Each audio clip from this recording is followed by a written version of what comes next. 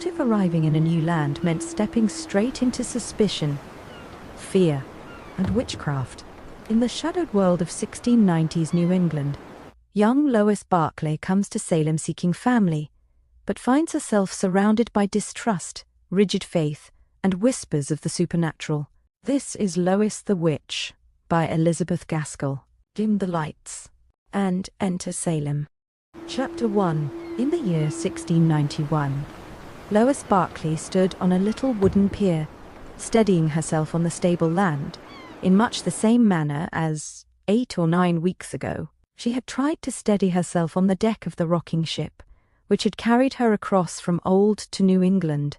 It seemed as strange now to be on solid earth as it had been, not long ago, to be rocked by the sea, both by day and by night, and the aspect of the land was equally strange.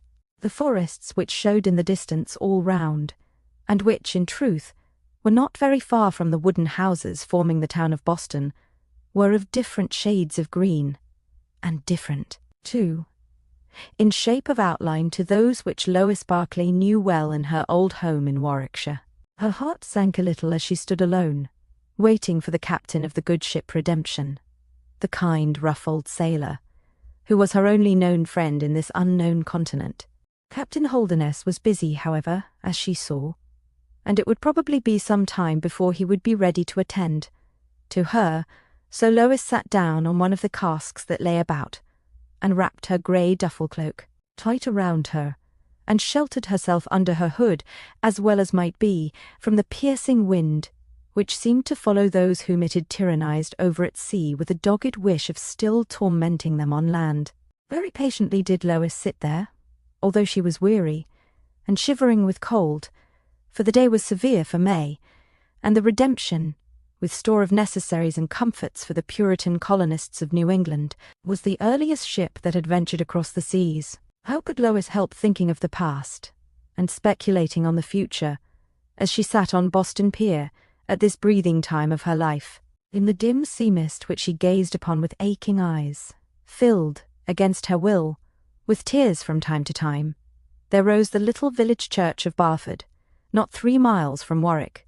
You may see it yet, where her father had preached ever since 1661, long before she was born.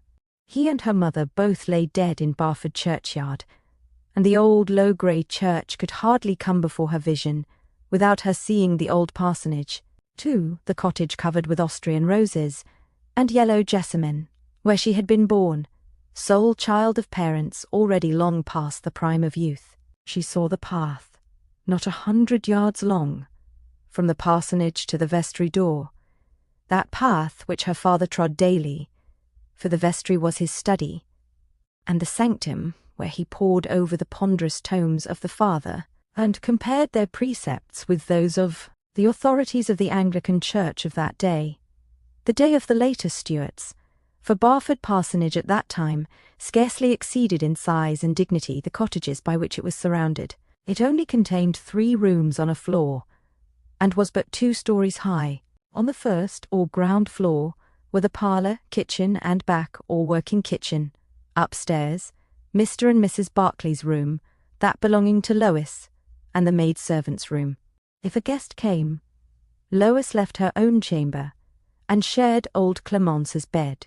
But those days were over. Never more should Lois see father or mother on earth.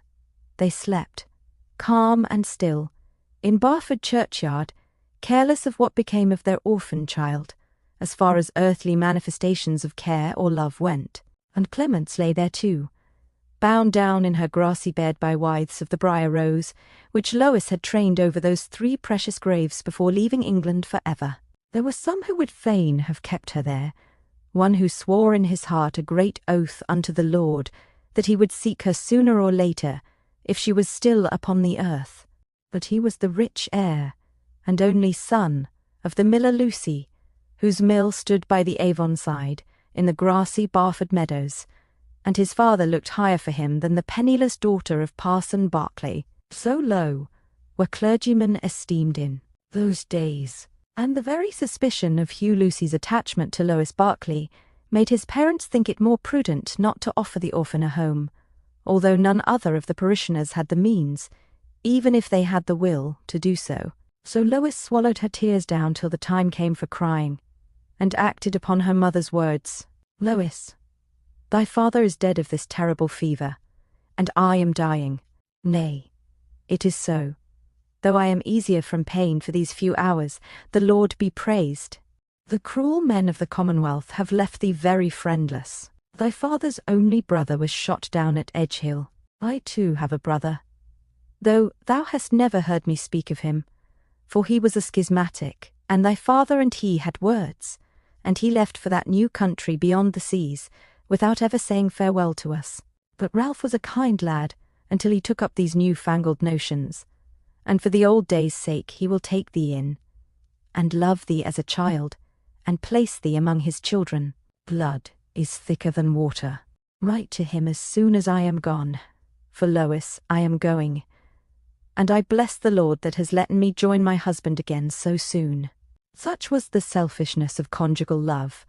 She thought little of Lois's desolation in comparison with her rejoicing over her speedy reunion with her dead husband. "Write to thine uncle, Ralph Hickson, Salem, New England.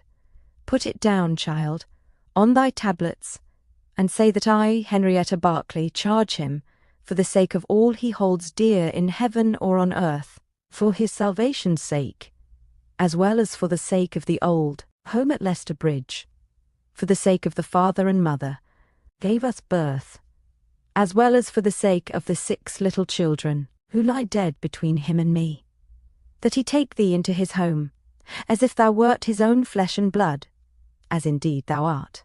He has a wife and children of his own, and no one need fear having thee, my Lois, my darling, my baby, among his household. Oh, Lois, would that thou wert dying with me! The thought of thee makes death sore." Lois comforted her mother more than herself, poor child, by promises to obey her dying wishes to the letter, and by expressing hope she dared not feel of her uncle's kindness. "Promise me." The dying woman's breath came harder and harder. "That thou wilt go at once. The money our goods will bring. The letter thy father wrote to Captain Holderness, his old schoolfellow. Thou knowest all I would say, my Lois, God bless thee." Solemnly did Lois promise. Strictly she kept her word. It was all the more easy, for Hugh Lucy met her, and told her, in one great burst of love, of his passionate attachment, his vehement struggles with his father, his impotence at present, his hope and resolves for the future. And intermingled with all this came such outrageous threats and expressions of uncontrolled vehemence, that Lois felt that in Barford she must not linger to be a cause of desperate quarrel between father and son, while her absence might soften down matters, so that either the rich old miller might relent, or, and her heart ached to think of the other possibility, Hugh's love might cool, and the dear playfellow of her childhood learn to forget. If not, if Hugh were to be trusted in one tithe of what he said, God might permit him to fulfill his resolve of coming to seek her out before many years were over. It was all in God's hands, and that was best, thought Lois Barclay. She was roused out of her trance of recollections by Captain Holderness, who, having done all that was necessary in the way of orders and directions to his mate, now came up to her, and, praising her for her quiet patience, told her that he would now take her to the Widow Smith's, a decent kind of house, where he and many other sailors of the better order were in the habit of lodging, during their stay on the New England shores. Widow Smith, he said, had a parlour for herself and her daughters, in which Lois might sit, while he went about the business that, as he had told her, would detain him in Boston for a day or two, before he could accompany her to her uncle's at Salem. All this had been to a certain degree arranged on shipboard, but Captain Holderness, for want of anything else that he could think of to talk about, recapitulated it as he and Lois walked along. It was his way of showing sympathy with the emotion that made her grey eyes full of tears, as she started up from the pier at the sound of his voice. In his heart he said, "Poor wench, poor wench. It's a strange land to her, and they are all strange folks, and I reckon she will be feeling desolate. I'll try and cheer her up." So he talked on about hard facts, connected with the life that lay before her, until they reached Widow Smith's, and perhaps Lois was more brightened by this style of conversation, and the new ideas it presented to her, than she would have been by the tenderest woman's sympathy. "They are a queer set, these New Englanders," said Captain Holderness. "They are rare chaps for praying, down on their knees at every turn of their life. Folk are none so busy in a new country, else they would have to pray like me, with a yo-hoy on each side of my prayers, and a rope cutting like fire through my hand. Yon pilot was for calling us all to Thanksgiving for a good voyage, and lucky escape from the pirates. But I said I always put up my thanks on dry land after I had got my ship into harbour. The French colonists, too, are vowing vengeance for the expedition against Canada, and the people here are raging like heathens, at least, as like as godly folk can be, for the loss of their charter. All that is the news the pilot told me. For all he wanted us to be Thanksgiving instead of casting the lead, he was as down in the mouth as could be about the state of the country. But here we are, at Widow Smith's. Now cheer up, and show the godly a pretty smiling Warwickshire lass." Anybody would have smiled at Widow Smith's greeting. She was a comely, motherly woman, dressed in the primmest fashion in vogue 20 years before, in England, among the class to which she belonged. But somehow her pleasant face gave the lie to her dress, were it as brown and sober-coloured as could be. Folk remembered it bright and cheerful, because it was a part of Widow Smith herself. She kissed Lois on both cheeks, before she rightly understood who the stranger maiden was, only because she was a stranger, and looked sad and forlorn. And then she kissed her again, because Captain Holderness commended her to the widow's good offices. And so she led Lois by the hand into her rough, substantial log house, over the door of which hung a great bough of a tree, by way of sign of entertainment for man and horse. Yet not all men were received by Widow Smith. To some she could be as cold and reserved as need be, deaf to all inquiries save one, where else they could find accommodation. To this question she would give a ready answer, and speed the unwelcome guest on his way. Widow Smith was guided in these matters by instinct. One glance at a man's face told her whether or not she chose to have him as an inmate of the same house as her daughters, and her promptness of decision in these matters gave her manner a kind of authority which no one liked to disobey, especially as she had stalwart neighbours within call to back her, if her assumed deafness in the first instance, and her voice and gesture in the second, were not enough to give the would-be guest his dismissal. Widow Smith chose her customers merely by their physical aspect, not one whit with regard to their apparent worldly circumstances. Those who had been staying at her house once always came again, for she had the knack of making every one beneath her roof comfortable and at his ease. Her daughters, Prudence and Hester, had somewhat of their mother's gifts, but not in such perfection. They reasoned a little upon a stranger's appearance. Instead of knowing at the first moment whether they liked him or no, they noticed the indications of his clothes, the quality and cut thereof, as telling somewhat of his station in society. They were more reserved, they hesitated more than their mother. They had not her prompt authority, her happy power. Their bread was not so light. Their cream went sometimes to sleep, when it should have been turning into butter. Their hams were not always just like the hams of the old country, as their mothers were invariably pronounced to be. Yet they were good, orderly, kindly girls, and rose and greeted Lois with a friendly shake of the hand, as their mother, with her arm round the stranger's waist, led her into the private room which she called her parlour. The aspect of this room was strange in the English girl's eyes.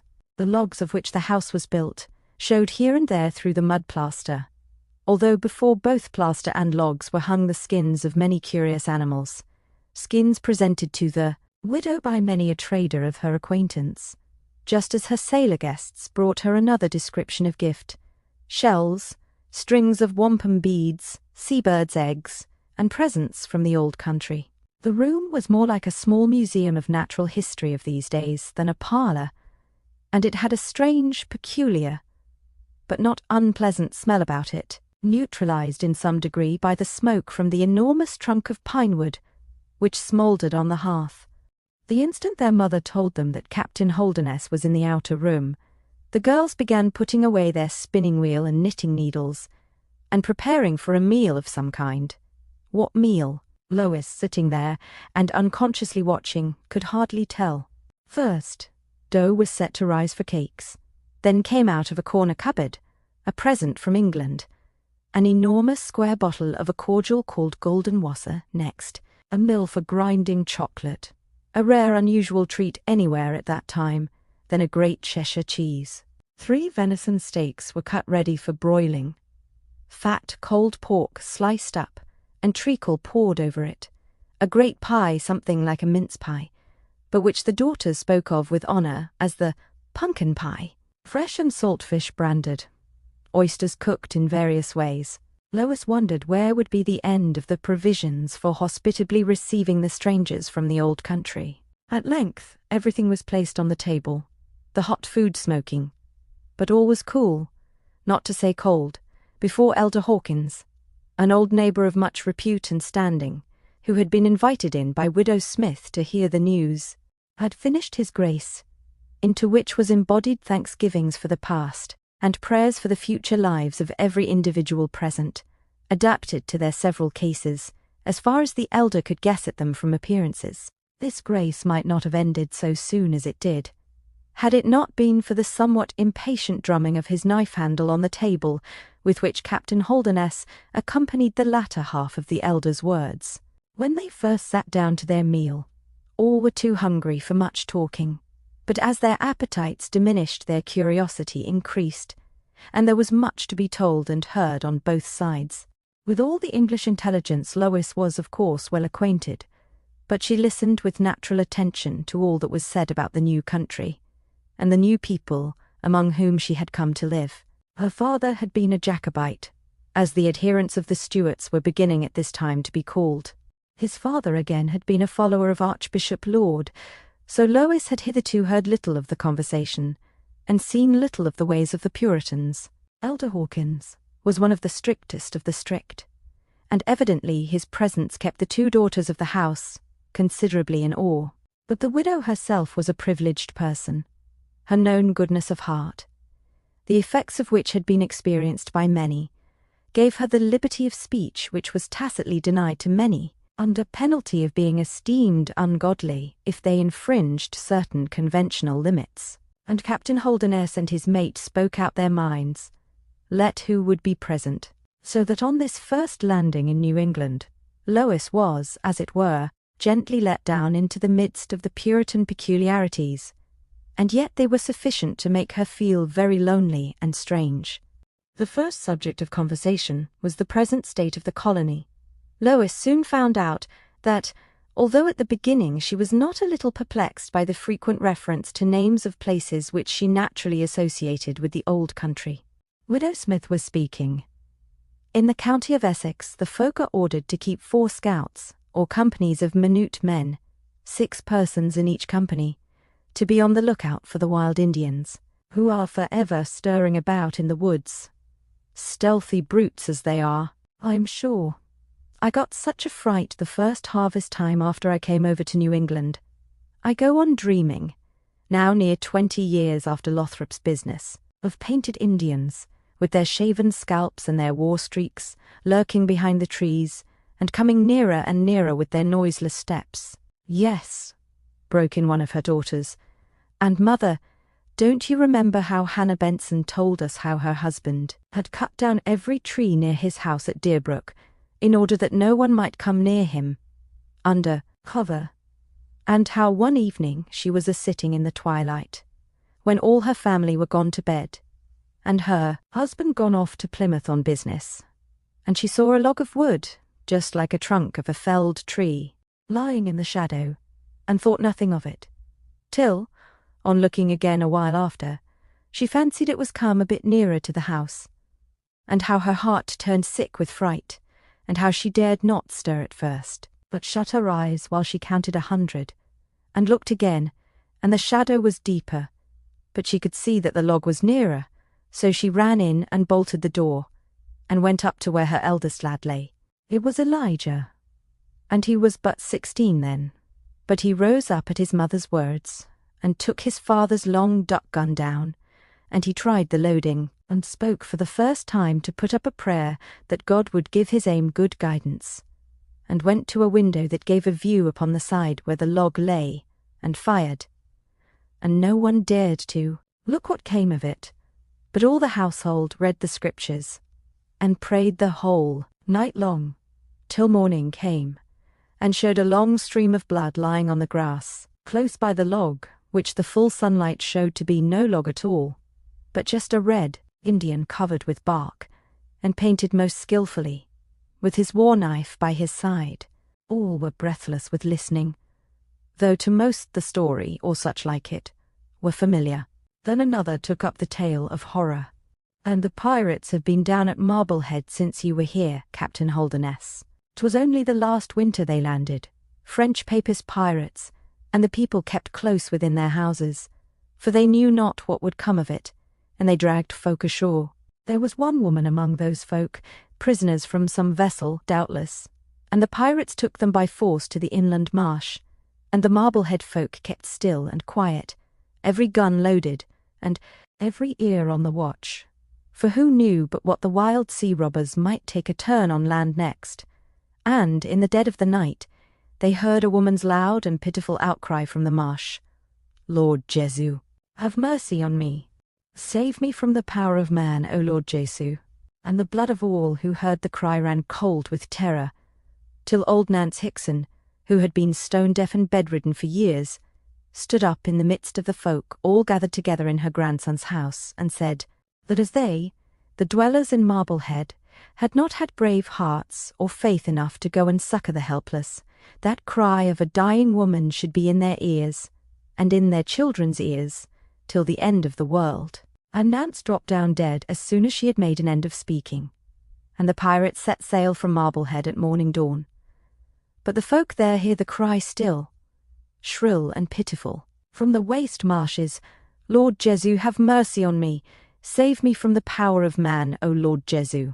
And by token," said Elder Hawkins' deep bass voice, speaking with the strong nasal twang of the Puritans, who, says Butler, blasphemed custard through the nose, "godly Mr. Noyes ordained a fast at Marblehead, and preached a soul-stirring discourse on the words, 'Inasmuch as ye did it not unto one of the least of these, my brethren, ye did it not unto me.'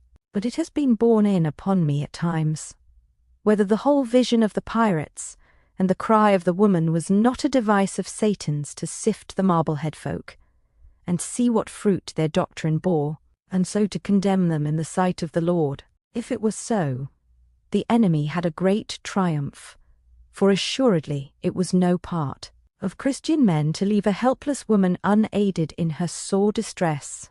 But Elder, said Widow Smith, it was no vision. They were real living men who went ashore, men who broke down branches and left their footmarks on the ground.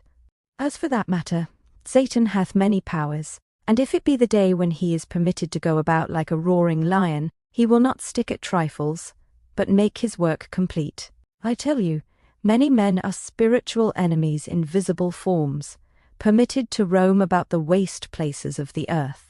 I myself believe that these Red Indians are indeed the evil creatures of whom we read in Holy Scripture, and there is no doubt that they are in league with those abominable papists, the French people in Canada. I have heard tell that the French pay the Indians so much gold for every dozen scalps off Englishmen's heads. Pretty cheerful talk this, said Captain Holderness to Lois, perceiving her blanched cheek and terror-stricken mien. Thou art thinking that thou hadst better have stayed at Barford. I'll answer for it, wench. But the devil is not so black as he is painted. Oh, there again, said Elder Hawkins. The devil is painted. It hath been said so from old times. And are not these Indians painted, even like unto their father? But is it all true? Asked Lois, aside, of Captain Holderness, letting the elder hold forth unheeded by her, though listened to, however, with the utmost reverence by the two daughters of the house. My wench, said the old sailor, thou hast come to a country where there are many perils both from land and from sea. The Indians hate the white men. Whether other white men, meaning the French away to the north, have hounded on the savages, or whether the English have taken their lands and hunting grounds without due recompense, and so raised the cruel vengeance of the wild creatures. Who knows?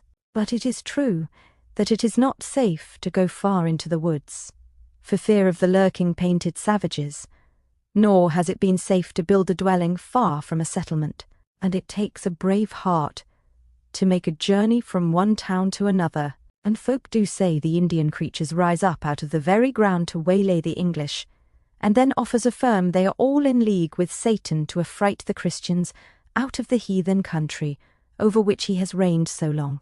Then again, the seashore is infested by pirates, the scum of all nations. They land and plunder and ravage and burn and destroy.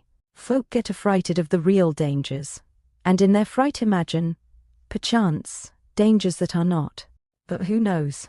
Holy Scripture speaks of witches and wizards, and of the power of the evil one in desert places, and even in the old country. We have heard tell of those who have sold their souls forever for the little power they get for a few years on earth.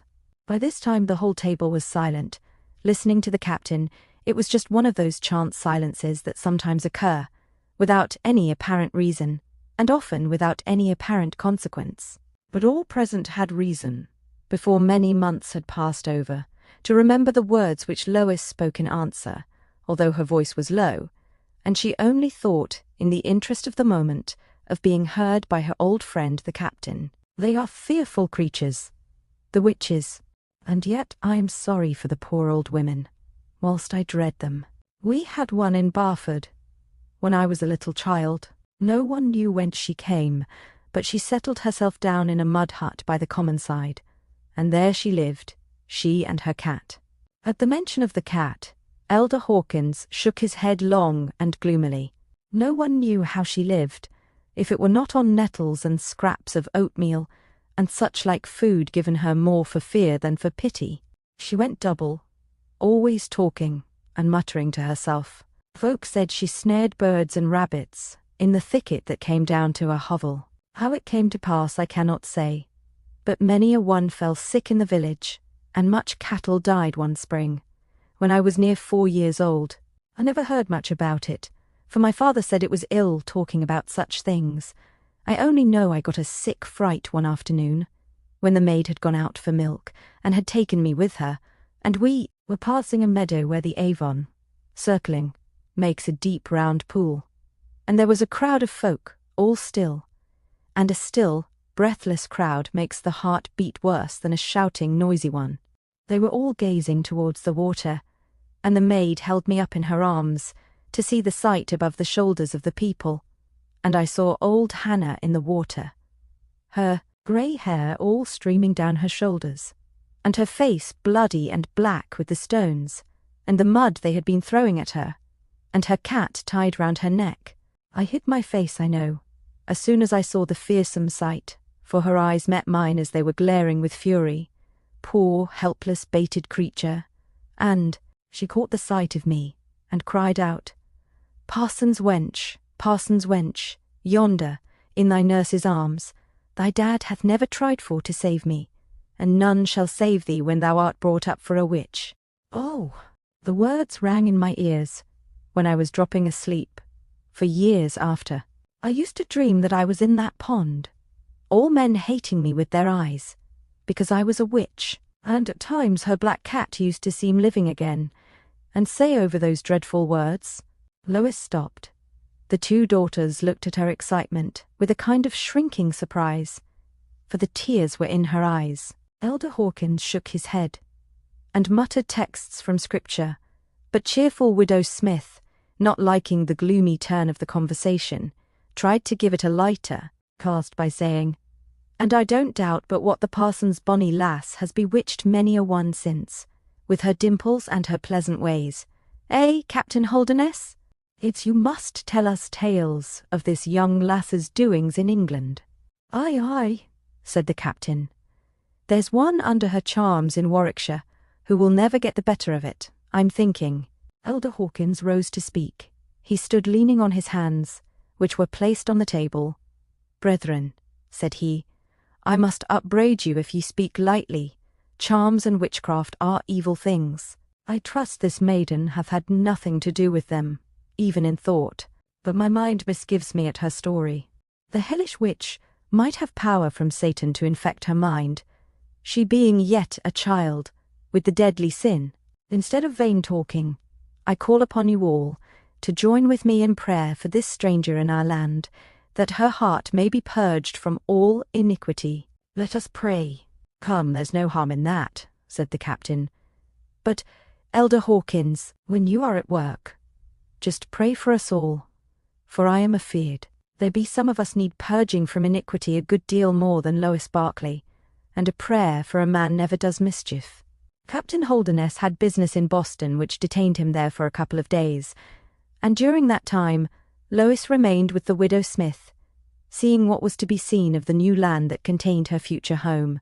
The letter of her dying mother was sent off to Salem meanwhile, by a lad going thither, in order to prepare her uncle Ralph Hickson for his niece's coming, as soon as Captain Holderness could find leisure to take her, for he considered her given into his own personal charge, until he could consign her to her uncle's care. When the time came for going to Salem, Lois felt very sad at leaving the kindly woman under whose roof she had been staying, and looked back as long as she could see anything of Widow Smith's dwelling. She was packed into a rough kind of country cart, which just held her and Captain Holderness beside the driver. There was a basket of provisions under their feet, and behind them hung a bag of provender for the horse, for it was a good day's journey to Salem, and the road was reputed so dangerous that it was ill tarrying a minute longer than necessary for refreshment. English roads were bad enough at that period and for long after, but in America the way was simply the cleared ground of the forest, the stumps of the felled trees still remaining in the direct line, forming obstacles which it required the most careful driving to avoid, and in the hollows, where the ground was swampy, the pulpy nature of it was obviated by logs of wood laid across the boggy part. The deep green forest, tangled into heavy darkness even thus early in the year, came within a few yards of the road all the way, though efforts were regularly made by the inhabitants of the neighbouring settlements to keep a certain space clear on each side, for fear of the lurking Indians, who might otherwise come upon them unawares. The cries of strange birds, the unwanted colour of some of them, all suggested to the imaginative or unaccustomed traveller the idea of war whoops and painted deadly enemies. But at last they drew near to Salem, which rivalled Boston in size in those days, and boasted the name of one or two streets, although to an English eye they looked rather more like irregularly built houses, clustered round the meeting house, or rather one of the meeting houses, for a second was in process of building. The whole place was surrounded with two circles of stockades. Between the two were the gardens and grazing ground for those who dreaded their cattle straying into the woods, and the consequent danger of reclaiming them. The lad who drove them flogged his spent horse into a trot as they went through Salem to Ralph Hickson's house. It was evening, the leisure time for the inhabitants, and their children were at play before the houses. Lois was struck by the beauty of one wee toddling child, and turned to look after it. It caught its little foot in a stump of wood, and fell with a cry that brought the mother out in a fright. As she ran out, her eye caught Lois's anxious gaze, although the noise of the heavy wheels drowned the sound of her words of inquiry as to the nature of the hurt the child had received. Nor had Lois time to think long upon the matter, for the instant after the horse was pulled up at the door of a good, square, substantial wooden house, plastered over into a creamy white, perhaps as handsome a house as any in Salem, and there she was told by the driver that her uncle, Ralph Hickson, lived. In the flurry of the moment she did not notice, but Captain Holderness did, that no one came out at the unwonted sound of wheels to receive and welcome her. She was lifted down by the old sailor and led into a large room, almost like the hall of some English manor house as to size. A tall, gaunt young man of 3 or 24 sat on a bench by one of the windows, reading a great folio by the fading light of day. He did not rise when they came in, but looked at them with surprise, no gleam of intelligence coming into his stern, dark face. There was no woman in the house-place. Captain Holderness paused a moment, and then said, "Is this house Ralph Hickson's?" "It is," said the young man in a slow, deep voice, but he added no word further. "This is his niece, Lois Barclay," said the captain, taking the girl's arm and pushing her forwards. The young man looked at her steadily and gravely for a minute, rose, and carefully marking the page in the folio which hitherto had lain open upon his knee, said, still in the same heavy, indifferent manner, "I will call my mother, she will know." He opened a door which looked into a warm, bright kitchen, ruddy with the light of the fire over which 3 women were apparently engaged in cooking something, while a fourth, an old Indian woman, of a greenish-brown colour, shriveled up and bent with apparent age, moved backwards and forwards, evidently fetching the others the articles they required. "Mother," said the young man, and having arrested her attention, he pointed over his shoulder to the newly arrived strangers, and returned to the study of his book, from time to time, however, furtively examining Lois from beneath his dark, shaggy eyebrows. A tall, largely made woman, past middle life, came in from the kitchen, and stood reconnoitring the strangers. Captain Holderness spoke. "This is Lois Barclay, Master Ralph Hickson's niece." "I know nothing of her," said the mistress of the house, in a deep voice, almost as masculine as her son's. "Master Hickson received his sister's letter, did he not? I sent it off myself by a lad named Elias Welcome, who left Boston for this place yestermorning. Ralph Hickson has received no such letter. He lies bedridden in the chamber beyond. Any letters for him must come through my hands, wherefore I can affirm with certainty that no such letter has been delivered here. His sister Barclay, she that was Henrietta Hickson, and whose husband took the oaths to Charles Stuart, and stuck by his living when all godly men left theirs. Lois, who had thought her heart was dead and cold a minute before at the ungracious reception she had met with, felt words come up into her mouth at the implied insult to her father, and spoke out, to her own and the captain's astonishment. "They might be godly men who left their churches on that day of which you speak, madam, but they alone were not the godly men, and no one has a right to limit true godliness for mere opinion's sake." "Well said, lass," spoke out the captain, looking round upon her with a kind of admiring wonder, and patting her on the back. Lois and her aunt gazed into each other's eyes unflinchingly, for a minute or two of silence, but the girl felt her colour coming and going, while the elder woman's never varied, and the eyes of the young maiden were filling fast with tears, while those of great Hickson kept on their stare, dry and unwavering. "Mother," said the young man, rising up with a quicker motion than anyone had yet used in this house, "it is ill speaking of such matters when my cousin comes first among us. The Lord may give her grace hereafter, but she has travelled from Boston city today, and she and this seafaring man must need rest and food."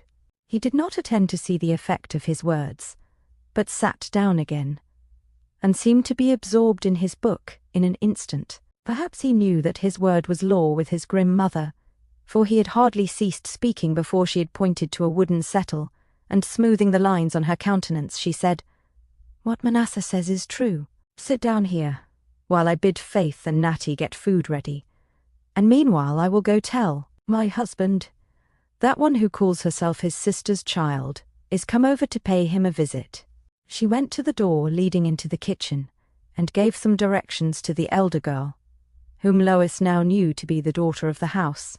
Faith stood impassive, while her mother spoke, scarcely caring to look at the newly arrived strangers. She was like her brother Manasseh in complexion, but had handsomer features, and large, mysterious-looking eyes, as Lois saw, when once she lifted them up, and took in, as it were, the aspect of the sea captain and her cousin with one swift, searching look. About the stiff, tall, angular mother, and the scarce less pliant figure of the daughter, a girl of 12 years old, or thereabouts, played all manner of impish antics, unheeded by them, as if it were her accustomed habit to peep about, now under their arms, now at this side, now at that, making grimaces all the while at Lois and Captain Holderness, who sat facing the door, weary and somewhat disheartened by their reception.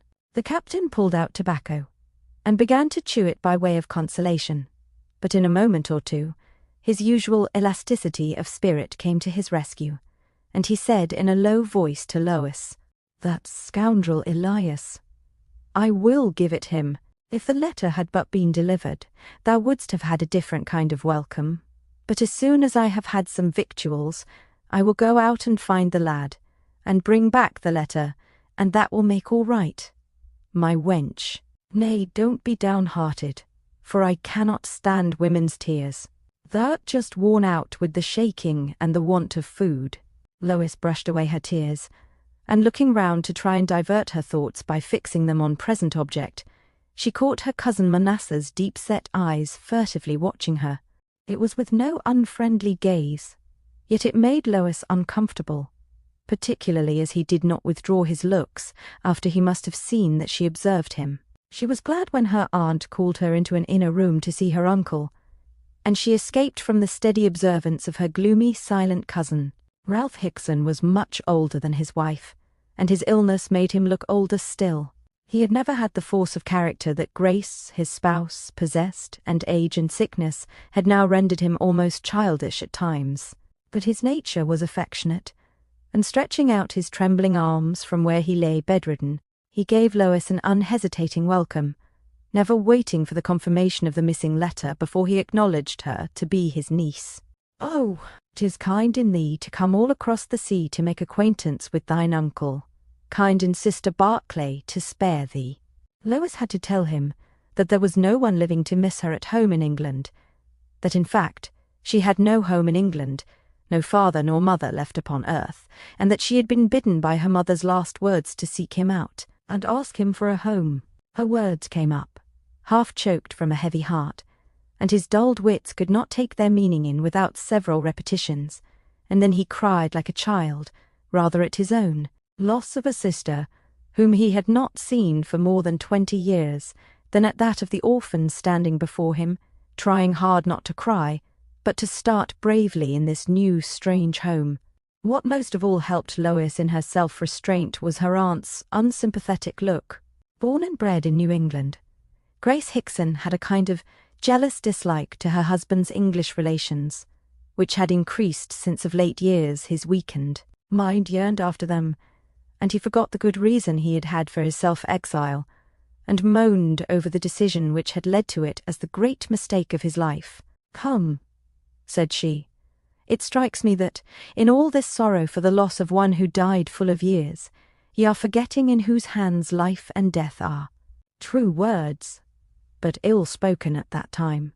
Lois looked up at her with a scarcely disguised indignation, which increased as she heard the contemptuous tone in which her aunt went on talking to Ralph Hickson, even while she was arranging his bed with a regard to his greater comfort. "One would think thou wert a godless man, by the moan thou art always making over spilt milk, and truth is, thou art but childish in thine old age.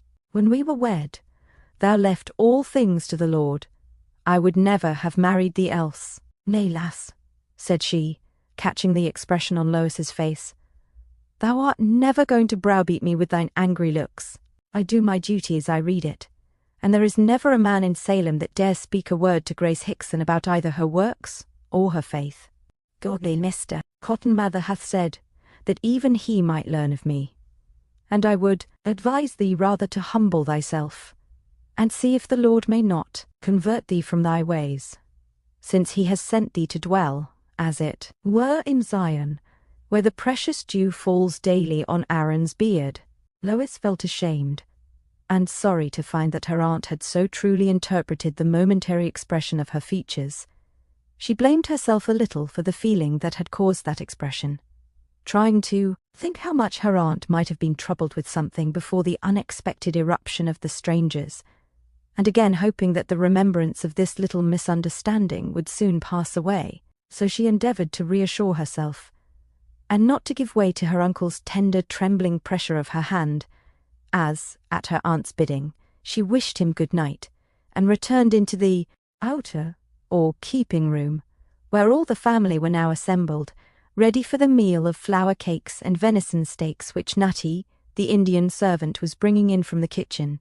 No one seemed to have been speaking to Captain Holderness while Lois had been away. Manasseh sat quiet and silent where he did, with the book open upon his knee, his eyes thoughtfully fixed on vacancy, as if he saw a vision, or dreamed dreams.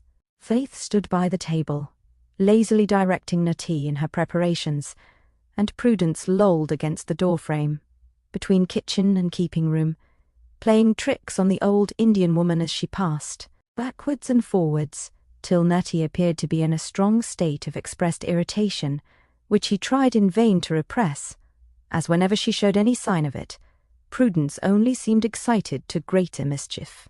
When all was ready, Manasseh lifted his right hand, and asked a blessing, as it was termed, but the grace became a long prayer for abstract spiritual blessings, for strength to combat Satan, and to quench his fiery darts, and at length assumed, so Lois thought, a purely personal character, as if the young man had forgotten the occasion, and even the people present, but was searching into the nature of the diseases that beset his own sick soul, and spreading them out before the Lord. He was brought back by a pluck at the coat from Prudence. He opened his shut eyes, cast an angry glance at the child, who made a face at him for sole reply, and then he sat down, and they all fell to. Grace Hickson would have thought her hospitality sadly at fault if she had allowed Captain Holderness to go out in search of a bed. Skins were spread for him on the floor of the keeping room. A Bible and a square bottle of spirits were placed on the table to supply his wants during the night, and in spite of all the cares and troubles, temptations or sins of the members of that household, they were all asleep before the town clock struck 10. In the morning, the captain's first care was to go out in search of the boy Elias and the missing letter. He met him bringing it with an easy conscience, for, thought Elias, a few hours sooner or later will make no difference. Tonight or the morrow morning will be all the same. But he was startled into a sense of wrongdoing by a sound box on the ear, from the very man who had charged him to deliver it speedily, and whom he believed to be at that very moment in Boston City. The letter delivered, all possible proof being given that Lois had a right to claim a home from her nearest relations. Captain Holderness thought it best to take leave.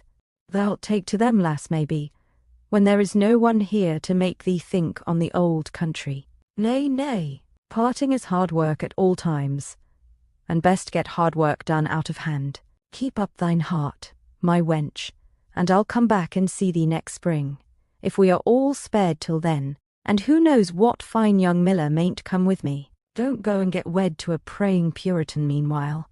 There, I'm off. God bless thee." And Lois was left alone in New England. Chapter 2. It was hard uphill work for Lois to win herself a place in this family. Her aunt was a woman of narrow, strong affections. Her love for her husband, if ever she had any, was burnt out and dead long ago.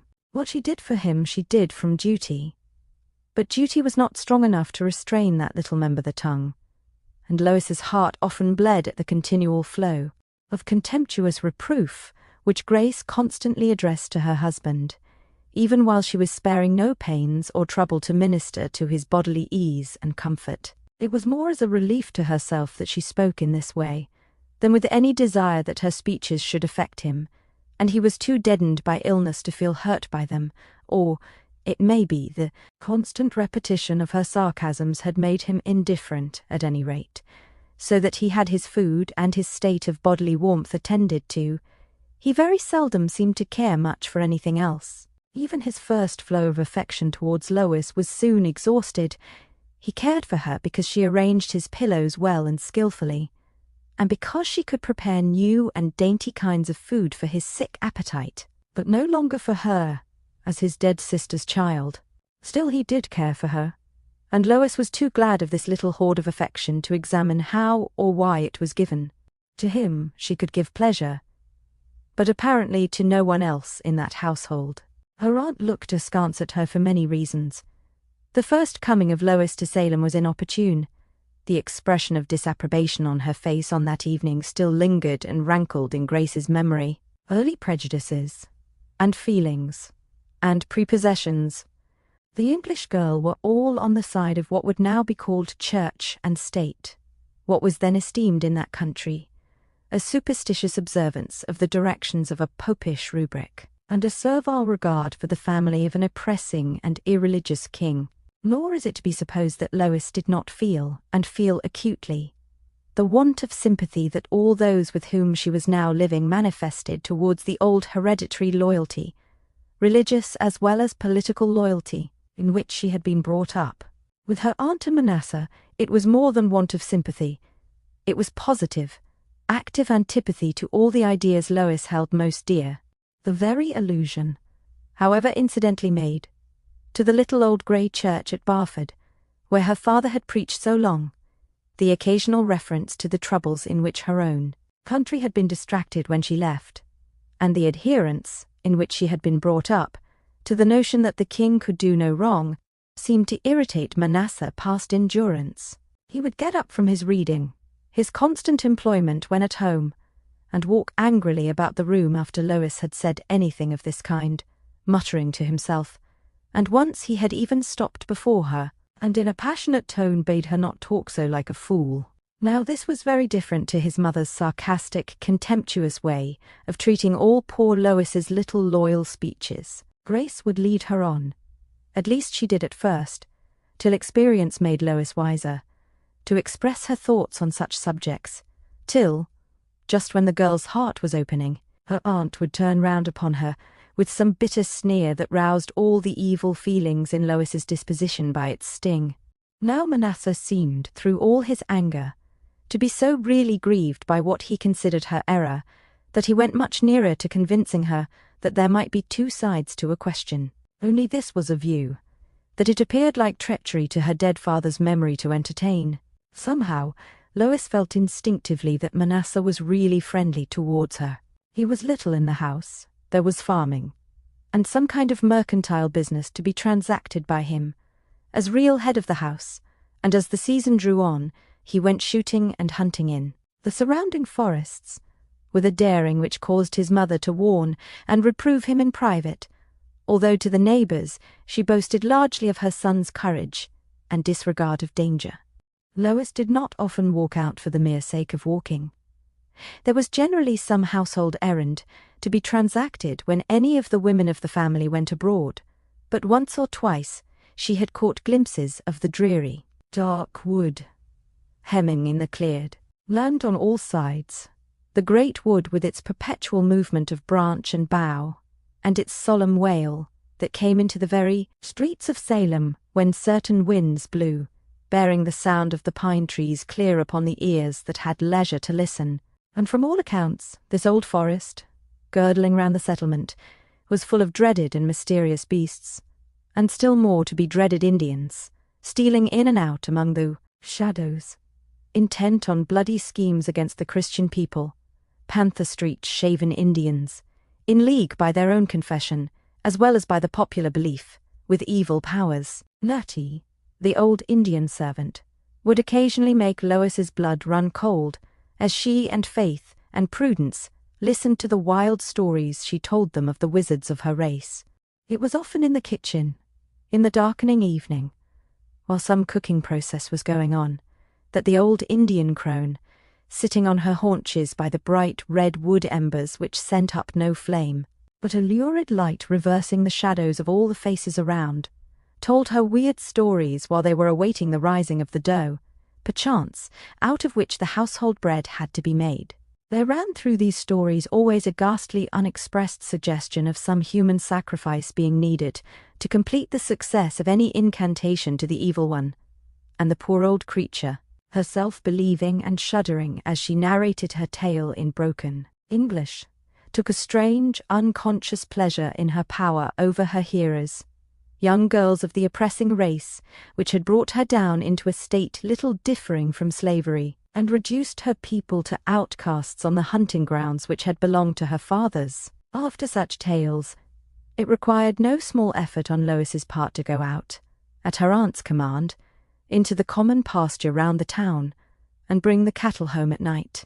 Who knew but what the double-headed snake might start up from each blackberry bush, that wicked, cunning, accursed creature in the service of the Indian wizards, that had such power over all those white maidens who met the eyes placed at either end of his long, sinuous, creeping body, so that loathe the Indian race as they would, off they must go into the forest to seek but some Indian man, and must beg to be taken into his wigwam, abjuring faith and race for ever.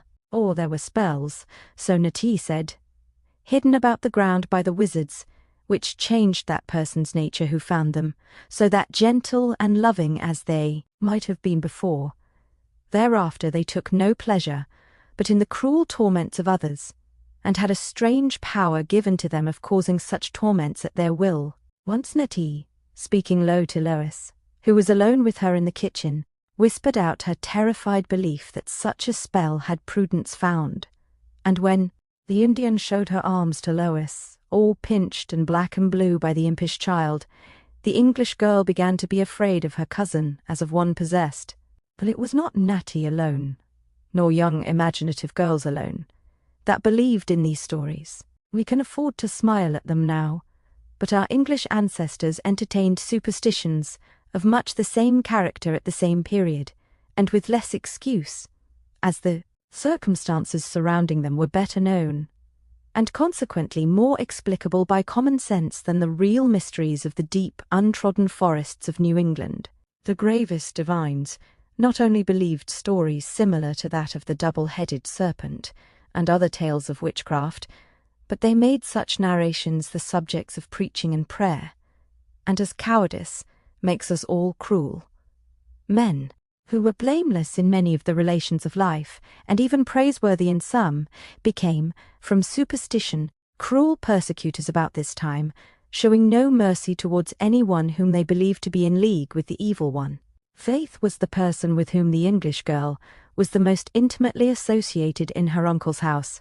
The two were about the same age, and certain household employments were shared between them. They took it in turns to call in the cows, to make up the butter which had been churned by Hosea, a stiff old outdoor servant in whom Grace Hickson placed great confidence, and each lassie had her great spinning wheel for wool and her lesser for flax, before a month had elapsed after Lois's coming. Faith was a grave, silent person, never merry, sometimes very sad, though Lois was a long time in even guessing why. She would try in her sweet, simple fashion to cheer her cousin up, when the latter was depressed, by telling her old stories of English ways and life. Occasionally, Faith seemed to care to listen. Occasionally she did not heed one word, but dreamed on, whether of the past or of the future, who could tell? Stern old ministers came in to pay their pastoral visits. On such occasions Grace Hickson would put on clean apron and clean cap, and make them more welcome than she was ever seen to do no one else, bringing out the best provisions of her store, and setting of all before them.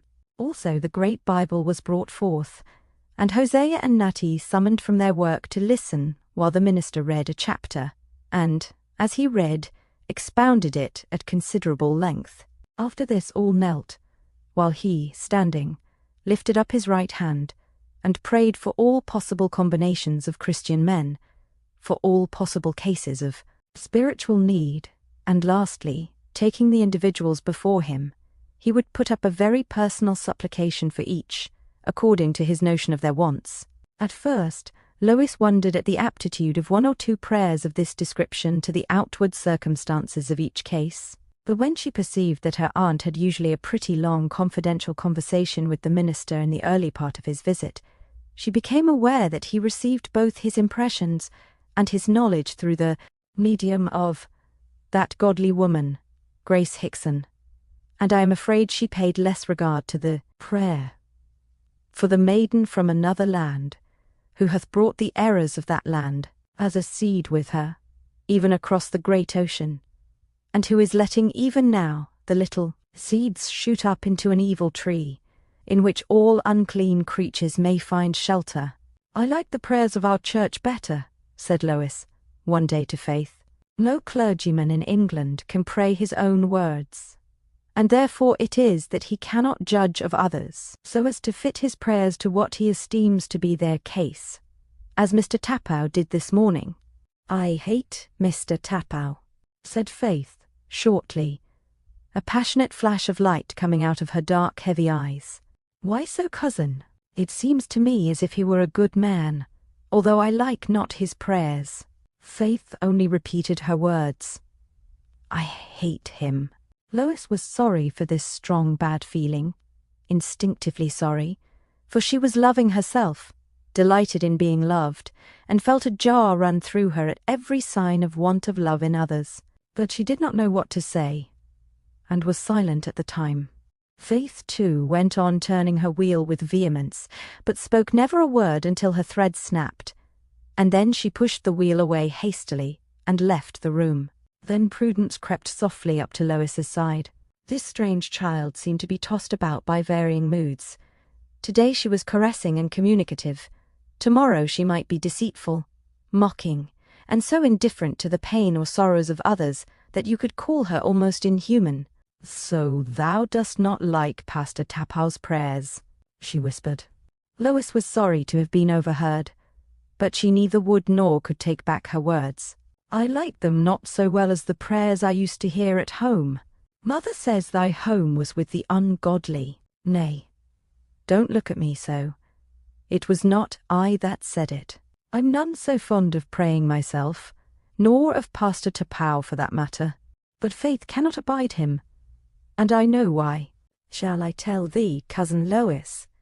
"No." Faith did not tell me, and she was the right person to give her own reasons. "Ask her where young Mr. Nolan is gone to, and thou wilt hear. I have seen Faith cry by the hour together about Mr. Nolan." "Hush, child, hush," said Lois, for she heard Faith's approaching step, and feared lest she should overhear what they were saying.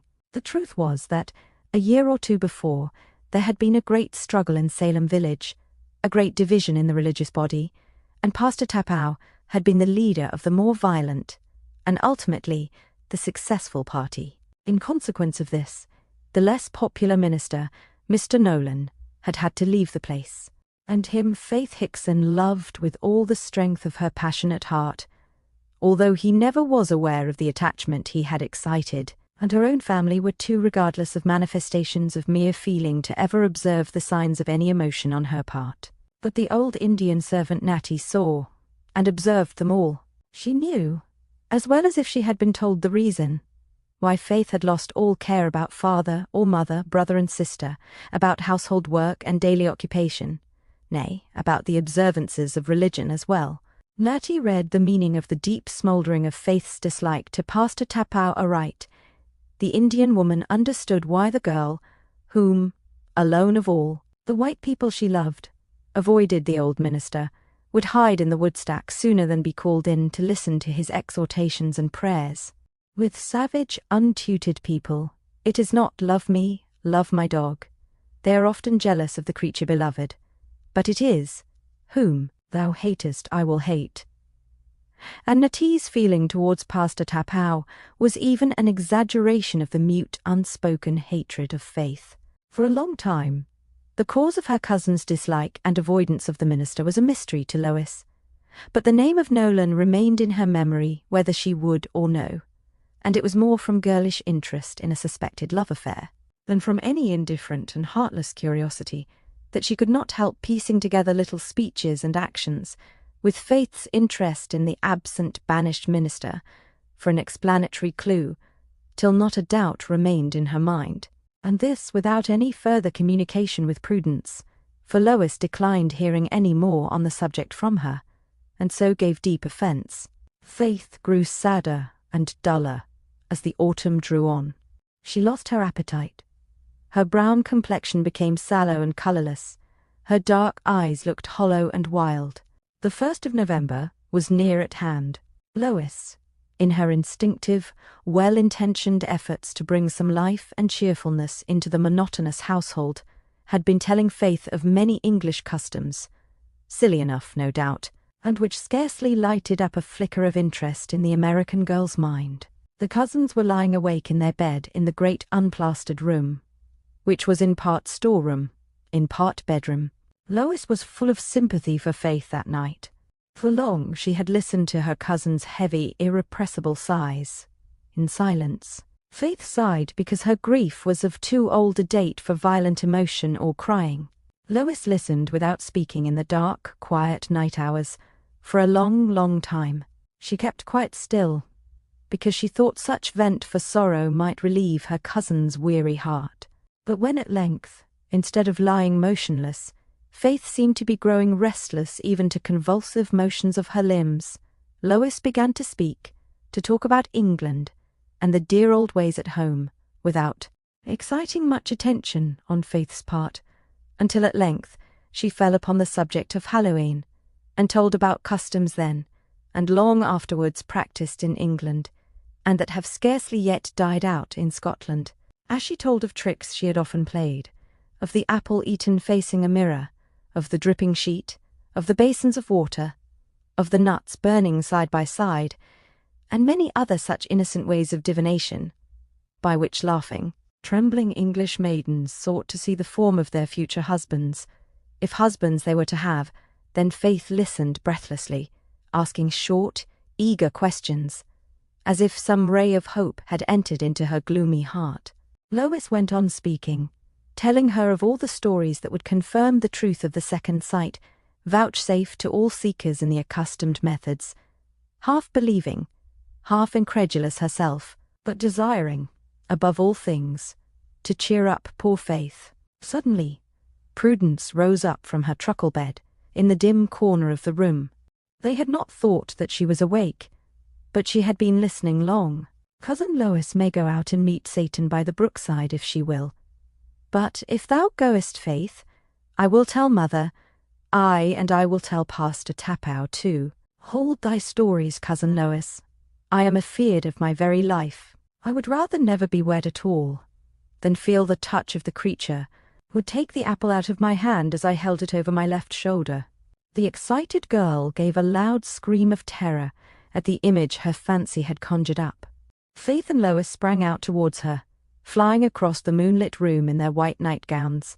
At the same instant, summoned by the same cry, Grace Hickson came to her child. "Hush, hush," said Faith authoritatively. "What is it, my wench?" asked Grace, while Lois, feeling as if she had done all the mischief, kept silence. "Take her away! Take her away!" screamed Prudence. "Look over her shoulder, her left shoulder. The evil one is there now. I see him stretching over for the half-bitten apple." "What is this she says?" said Grace austerely. "She is dreaming," said Faith. "Prudence, hold thy tongue." And she pinched the child severely, while Lois more tenderly tried to soothe the alarms she felt that she had conjured up. "Be quiet, Prudence," said she, "and go to sleep. I will stay by thee till thou hast gone off into slumber." "No, go away," sobbed Prudence, who was really terrified at first, but was now assuming more alarm than she felt, if from the pleasure she received at perceiving herself the centre of attention. "Faith shall stay by me, not you, wicked English witch." So Faith sat by her sister, and Grace, displeased and perplexed, withdrew to her own bed, purposing to inquire more into the matter in the morning. Lois only hoped it might all be forgotten by that time, and resolved never to talk again of such things. But an event happened in the remaining hours of the night to change the current of affairs. While Grace had been absent from her room, her husband had had another paralytic stroke. Whether he, too, had been alarmed by that eldritch scream no one could ever know. By the faint light of the rush candle burning at the bedside, his wife perceived that a great change had taken place in his aspect on her return. The irregular breathing came almost like snorts. The end was drawing near. The family were roused, and all help given that either the doctor or experience could suggest. But before the late November morning light, all was ended for Ralph Hickson. The whole of the ensuing day, they sat or moved in darkened rooms, and spoke few words, and those below their breath. Manasseh kept at home, regretting his father, no doubt, but showing little emotion. Faith was the child that bewailed her loss most grievously. She had a warm heart, hidden away somewhere under her moody exterior, and her father had shown her far more passive kindness than ever her mother had done. For Grace made distinct favourites of Manasseh, her only son, and Prudence, her youngest child. Lois was about as unhappy as any of them, for she had felt strongly drawn towards her uncle as her kindest friend, and the sense of his loss renewed the old sorrow she had experienced at her own parents' death. But she had no time and no place to cry in. On her devolved many of the cares, which it would have seemed indecorous in the nearer relatives to interest themselves in enough to take an active part. The change required in their dress, the household preparations for the sad feast of the funeral, Lois had to arrange all under her aunt's stern direction. But a day or two afterwards, the last day before the funeral, she went into the yard to fetch in some faggots for the oven. It was a solemn, beautiful, starlit evening, and some sudden sense of desolation in the midst of the vast universe thus revealed touched Lois's heart, and she sat down behind the woodstack and cried very plentiful tears. She was startled by Manasseh, who suddenly turned the corner of the stack and stood before her. Lois crying. "Only a little," she said, rising up and gathering her bundle of faggots, for she dreaded being questioned by her grim, impassive cousin. To her surprise, he laid his hand on her arm and said, "Stop 1 minute. Why art thou crying, cousin?" "I don't know," she said, just like a child questioned in like manner, and she was again on the point of weeping. "My father was very kind to thee, Lois. I do not wonder that thou grievest after him. But the Lord who taketh away can restore tenfold. I will be as kind as my father. Yea, kinder, this is not a time to talk of marriage and giving in marriage. But after we have buried our dead, I wish to speak to thee." Lois did not cry now, but she shrank with affright. What did her cousin mean? She would far rather that he had been angry with her for unreasonable grieving, for folly. She avoided him carefully, as carefully as she could, without seeming to dread him for the next few days. Sometimes she thought it must have been a bad dream, for if there had been no English lover in the case, no other man in the whole world, she could never have thought of Manasseh as her husband indeed. Till now, there had been nothing in his words or actions to suggest such an idea. Now it had been suggested, there was no telling how much she loathed him. He might be good and pious. He doubtless was, but his dark fixed eyes, moving so slowly and heavily, his lank black hair, his grey coarse skin, all made her dislike him now. All his personal ugliness and ungainliness struck on her senses with a jar, since those few words spoken behind the haystack. She knew that sooner or later the time must come for further discussion of this subject, but, like a coward, she tried to put it off by clinging to her aunt's apron string, for she was sure that Grace Hickson had far different views for her only son, as indeed she had, for she was an ambitious as well as a religious woman, and by an early purchase of land in Salem village, the Hicksons had become wealthy people without any great exertions of their own, partly also by the silent process of accumulation, for they had never cared to change their manner of living from the time when it had been suitable to a far smaller income than that which they at present enjoyed. So much for worldly circumstances. As for their worldly character, it stood as high. No one could say a word against any of their habits or actions. The righteousness and godliness were patent to everyone's eyes. So Grace Hickson thought herself entitled to pick and choose among the maidens, before she should meet with one fitted to be Manasseh's wife. None in Salem came up to her imaginary standard. She had it in her mind even at this very time, so soon after her husband's death, to go to Boston and take counsel with the leading ministers there, with worthy Mr. Cotton Mather at their head, and see if they could tell her of a well-favoured and godly young maiden in their congregations, worthy of being the wife of her son. But, besides good looks and godliness, the wench must have good birth and good wealth, or Grace Hickson would have put her contemptuously on one side. When once this paragon was found, the ministers had approved, Grace anticipated no difficulty on her son's part. So Lois was right in feeling that her aunt would dislike any speech of marriage between Manasseh and herself. But the girl was brought to bay one day in this wise. Manasseh had ridden forth on some business, which everyone said would occupy him the whole day, but, meeting the man with whom he had to transact his affairs, he returned earlier than anyone expected. He missed Lois from the keeping room where his sisters were spinning. Almost immediately, his mother sat by at her knitting.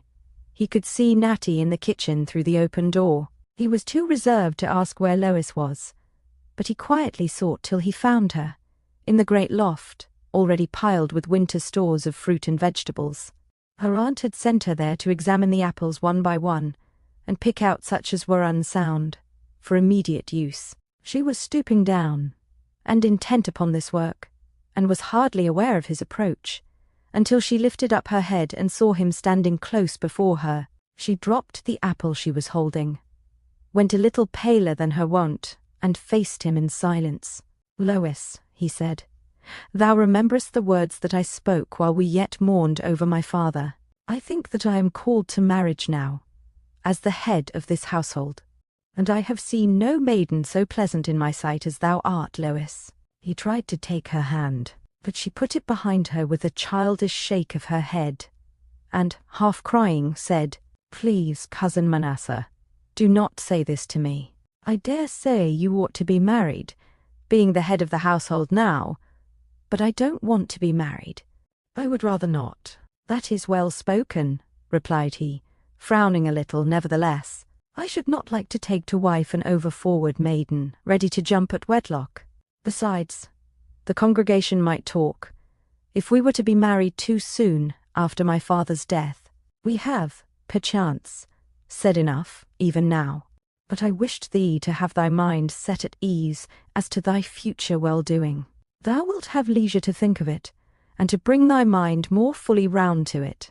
Again he held out his hand. This time she took hold of it with a free, frank gesture. "I owe you somewhat for your kindness to me ever since I came, cousin Manasseh, and I have no way of paying you but by telling you truly I can love you as a dear friend, if you will let me, but never as a wife." He flung her hand away, but did not take his eyes off her face, though his glance was lowering and gloomy.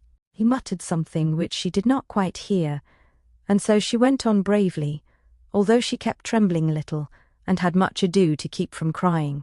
"Please, let me tell you all. There was a young man in Barford, nay, Manasseh. I cannot speak if you are so angry. It is hard work to tell you anyhow. He said that he wanted to marry me, but was poor, and his father would have none of it, and I do not want to marry anyone, but if I did, it would be—" Her voice dropped, and her blushes told the rest. Manasseh stood looking at her with sullen, hollow eyes, that had a glittering touch of wilderness in them, and then he said, "It is borne in upon me, verily I see it as in a vision, that thou must be my spouse, and no other man's. Thou canst not escape what is foredoomed. Months ago, when I set myself to read the old godly books, in which my soul used to delight until thy coming, I saw no letters of printer's ink marked on the page, but I saw a gold and ruddy type of some unknown language, the meaning whereof was whispered into my soul. It was, 'Marry Lois, marry Lois.' And when my father died, I knew it was the beginning of the end. It is the Lord's will, Lois, and thou canst not escape from it." And again he would have taken her hand and drawn her towards him, but this time she eluded him with ready movement. "I do not acknowledge it be the Lord's will, Manasseh," said she. "It is not borne in upon me, as you Puritans call it, that I am to be your wife. I am none so set upon wedlock as to take you, even though there be no other chance for me, for I do not care for you as I ought to care for my husband, but I could have cared for you very much as a cousin, as a kind cousin." She stopped speaking. She could not choose the right words with which to speak to him of her gratitude and friendliness, which yet could never be any feeling nearer and dearer. No more than two parallel lines can ever meet. But he was so convinced, by what he considered the spirit of prophecy, that Lois was to be his wife, that he felt rather more indignant at what he considered to be her resistance to the preordained decree, than really anxious as to the result. Again he tried to convince her that neither he nor she had any choice in the matter by saying, "The voice said unto me, Marry Lois. And I said, I will, Lord. But," Lois replied, "the voice, as you call it, has never spoken such a word to me." "Lois," he answered solemnly, "it will speak, and then wilt thou obey, even as Samuel did."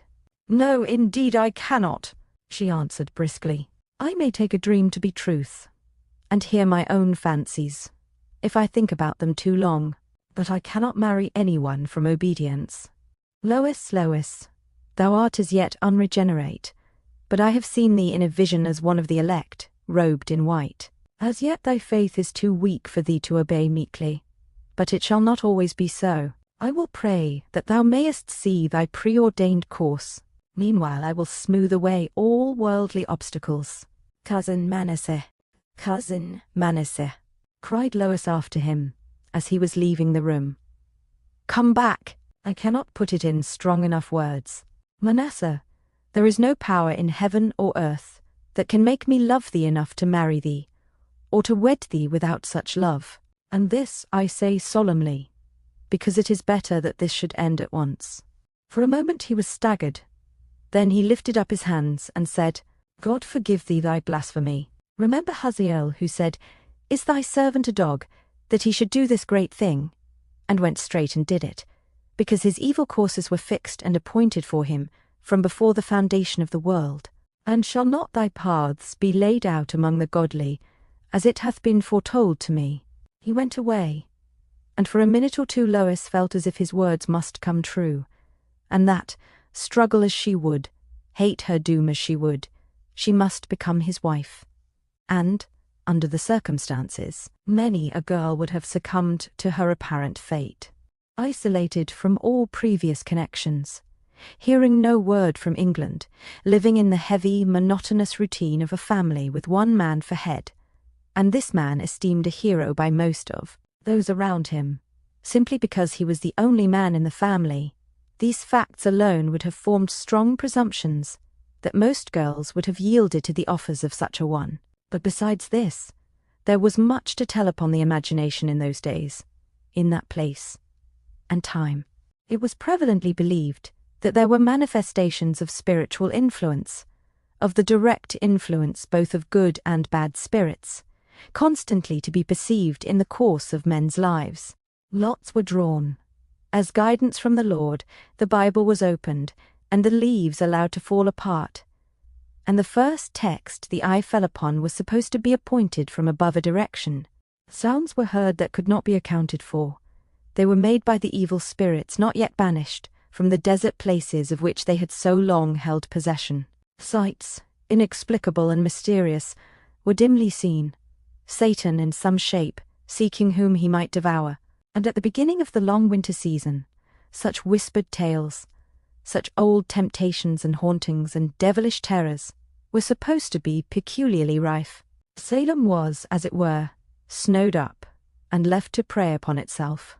The long dark evenings, the dimly lighted rooms, the creaking passages, where heterogeneous articles were piled away out of reach of the keen, piercing frost, and where occasionally, in the dead of night, a sound was heard as of some heavy falling body, when next morning everything appeared to be in its right place. So accustomed are we to measure noises by comparison with themselves, and not with the absolute stillness of the night season, the white mist, coming nearer and nearer to the windows every evening in strange shapes, like phantoms.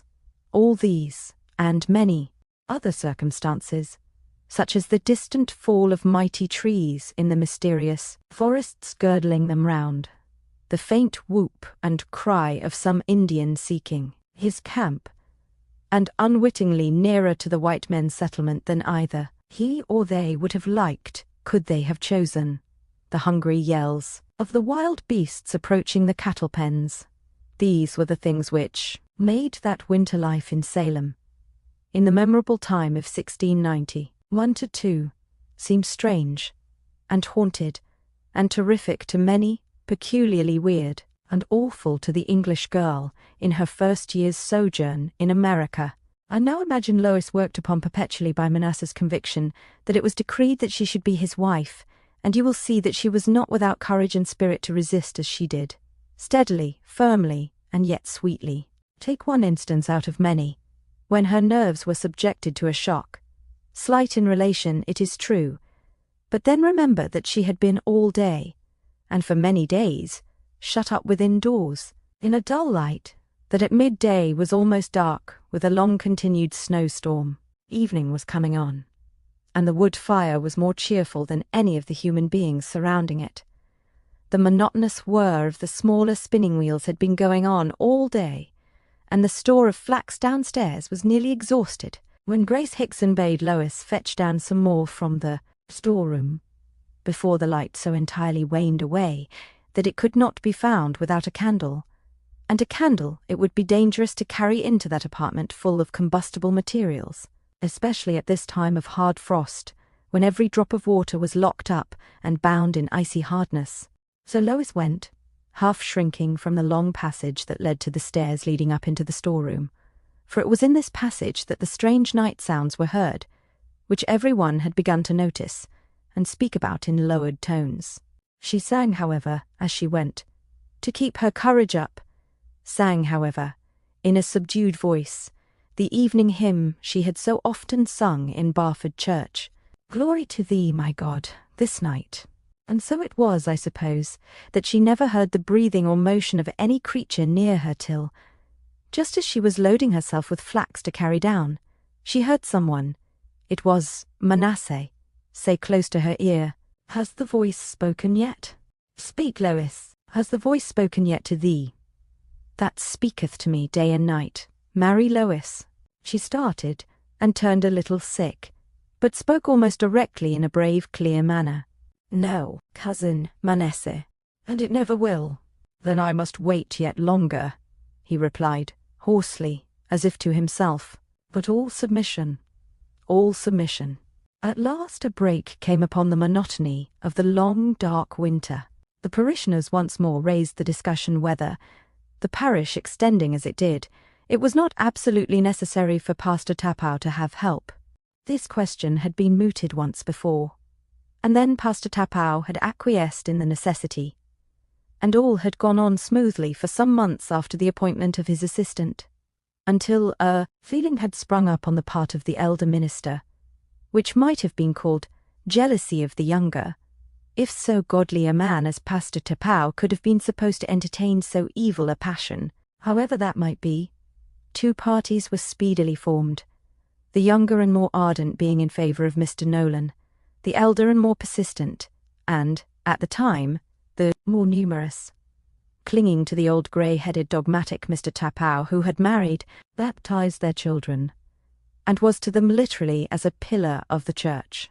So Mr. Nolan left Salem, carrying away with him, possibly, more hearts than that of Faith Hickson's, but certainly she had never been the same creature since.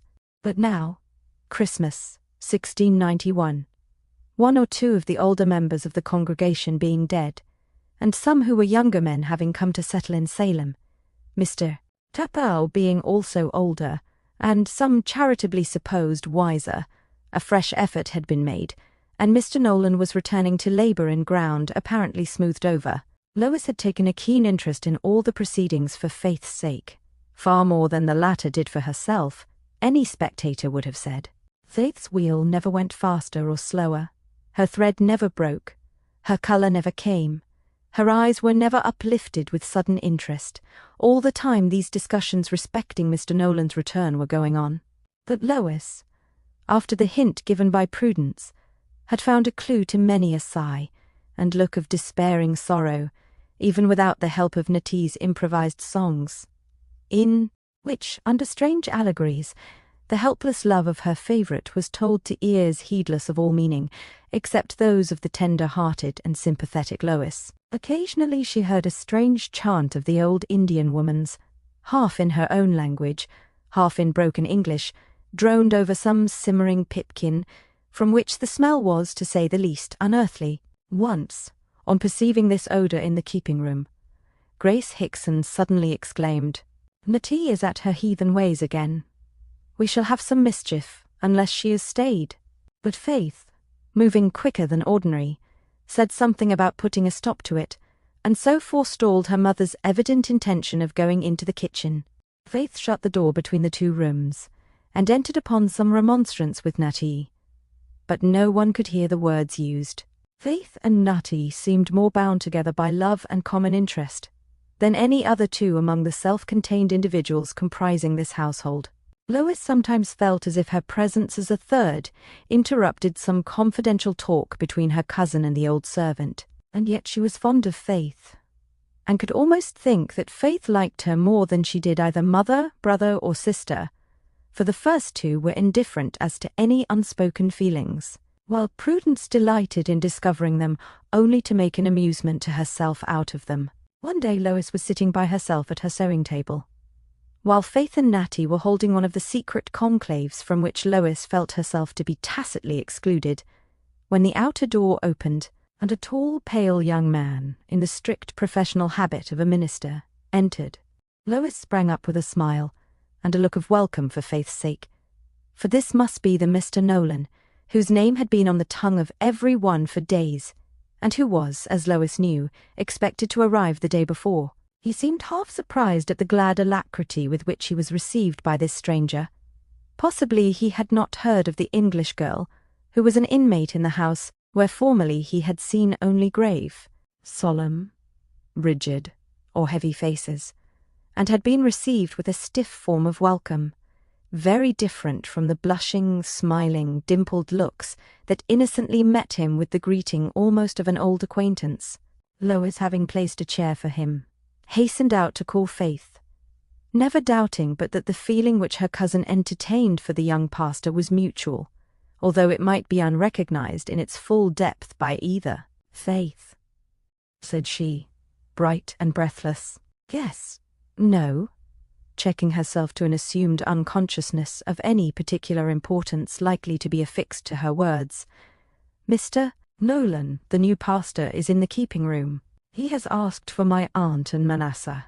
My aunt is gone to the prayer meeting at Pastor Tapau's, and Manasseh is away." Lois went on speaking to give Faith time, for the girl had become deadly white at the intelligence, while at the same time her eyes met the keen, cunning eyes of the old Indian, with a peculiar look of half-wondering awe, while Natty's looks expressed triumphant satisfaction. "Go," said Lois, smoothing Faith's hair and kissing the white, cold cheek, "or he will wonder why no one comes to see him, and perhaps think he is not welcome." Faith went without another word into the keeping-room, and shut the door of communication. Natty and Lois were left together. Lois felt as happy as if some piece of good fortune had befallen herself. For the time, her growing dread of Manasseh's wild, ominous persistence in his suit, her aunt's coldness, her own loneliness were all forgotten, and she could almost have danced with joy. Natty laughed aloud, and talked and chuckled to herself. Old Indian woman, great mystery. Old Indian woman sent hither and thither. Go where she is told, where she hears with her ears. But old Indian woman. And here she drew herself up, and the expression of her face quite changed. Know how to call, and then white man must come. And old Indian have spoken never a word, and white man have hear nothing with his ears. So, the old crone muttered.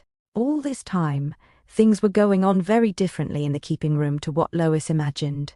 Faith sat stiller even than usual, her eyes downcast, her words few. A quick observer might have noticed a certain tremulousness about her hands, and an occasional twitching throughout all her frame. But Pastor Nolan was not a keen observer upon this occasion. He was absorbed with his own little wonders and perplexities. His wonder was that of a carnal man, who that pretty stranger might be, who had seemed on his first coming so glad to see him, but had vanished instantly, apparently not to reappear. And indeed, I am not sure if his perplexity was not that of a carnal man rather than that of a godly minister, for this was his dilemma. It was the custom of Salem, as we have already seen, for the minister, on entering a household for the visit which, among other people and in other times, would have been termed a morning call, to put up a prayer for the eternal welfare of the family under whose roof tree he was. Now this prayer was expected to be adapted to the individual character, joys, sorrows, wants and failings of every member present. And here was he, a young pastor, alone with a young woman, and he thought, vain thoughts perhaps, but still very natural, that the implied guesses at her character, involved in the minute supplications above described, would be very awkward in a tete-a-tete prayer. So whether it was his wonder or his perplexity I do not know, but he did not contribute much to the conversation for some time, and at last, by a sudden burst of courage and impromptu hit, he cut the Gordian knot by making the usual proposal for prayer, and adding to it a request that the household might be summoned. In came Lois, quiet and decorous. In came Natty, all one impassive, stiff piece of wood, no look of intelligence or trace of giggling near her countenance. Solemnly recalling each wandering thought, Pastor Nolan knelt in the midst of these three to pray. He was a good and truly religious man, whose name here is the only thing disguised, and played his part bravely in the awful trial to which he was afterwards subjected. And if, at the time, before he went through his fiery persecutions, the human fancies which beset all young hearts came across his, we at this day know that these fancies are no sin. But now he prays in earnest, prays so heartily for himself, with such a sense of his own spiritual need and spiritual failings, that each one of his hearers feels as if a prayer and a supplication had gone up for each of them.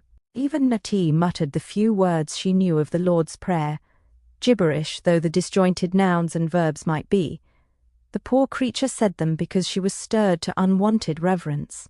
As for Lois, she rose up comforted and strengthened, as no special prayers of Pastor Tapau had ever made her feel. But Faith was sobbing aloud, almost hysterically, and made no effort to rise, but lay on her outstretched arms spread out upon the settle. Lois and Pastor Nolan looked at each other for an instant. Then Lois said, "Sir, you must go. My cousin has not been strong for some time, and doubtless she needs more quiet than she has had today." Pastor Nolan bowed and left the house, but in a moment he returned.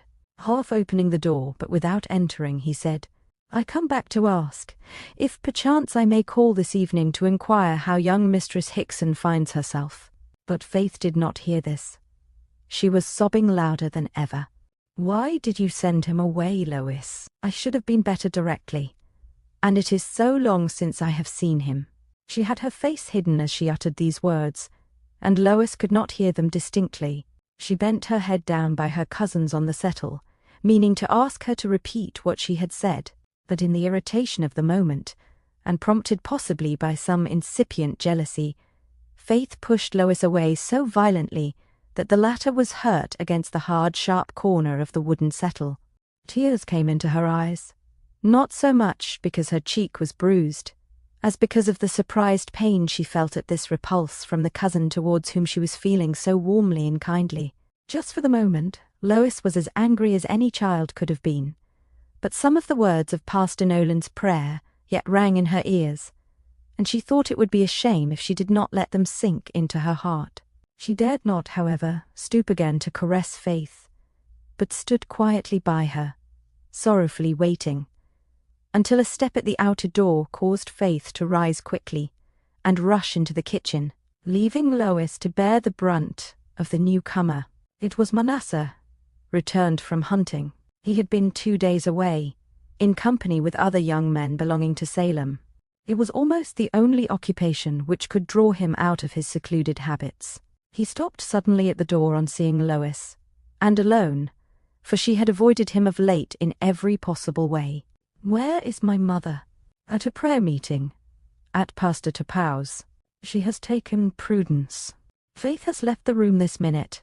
I will call her." And Lois was going towards the kitchen, when he placed himself between her and the door. "Lois," said he, "the time is going by, and I cannot wait much longer. The visions come thick upon me, and my sight grows clearer and clearer. Only this last night camping out in the woods, I saw in my soul, between sleeping and waking, the spirit come and offer thee 2 lots, and the colour of the one was white, like a bride's, and the other was black and red, which is, being interpreted, a violent death. And when thou didst choose the latter, the spirit said unto me, Come! And I came, and did as I was bidden. I put it on thee with mine own hands, as it is preordained, if thou wilt not hearken unto the voice, and be my wife. And when the black and red dress fell to the ground, thou wert even as a corpse 3 days old. Now, be advised, Lois, in time. Lois, my cousin, I have seen it in a vision, and my soul cleaveth unto thee. I would fain spare thee. He was really in earnest, in passionate earnest. Whatever his visions, as he called them, might be, he believed in them, and this belief gave something of unselfishness to his love for Lois. This she felt at this moment, if she had never done so before, and it seemed like a contrast to the repulse she had just met with from his sister. He had drawn near her, and now he took hold of her hand, repeating in his wild, pathetic, dreamy way, And the voice said unto me, Marry Lois. And Lois was more inclined to soothe and reason with him than she had ever been before, since the first time of his speaking to her on the subject, when Grace Hickson and Prudence entered the room from the passage. They had returned from the prayer meeting by the back way, which had prevented the sound of their approach from being heard. But Manasseh did not stir or look round. He kept his eyes fixed on Lois, as if to note the effect of his words. Grace came hastily forwards, and lifting up her strong right arm, smote their joined hands in twain, in spite of the fervour of Manasseh's grasp. "What means this?" said she, addressing herself more to Lois than to her son, anger flashing out of her deep-set eyes. Lois waited for Manasseh to speak. He seemed, but a few minutes before, to be more gentle and less threatening than he had been of late on this subject, and she did not wish to irritate him. But he did not speak, and her aunt stood angrily waiting for an answer. At any rate, thought Lois, it will put an end to the thought in his mind when my aunt speaks out about it. "My cousin seeks me in marriage," said Lois. "Thee."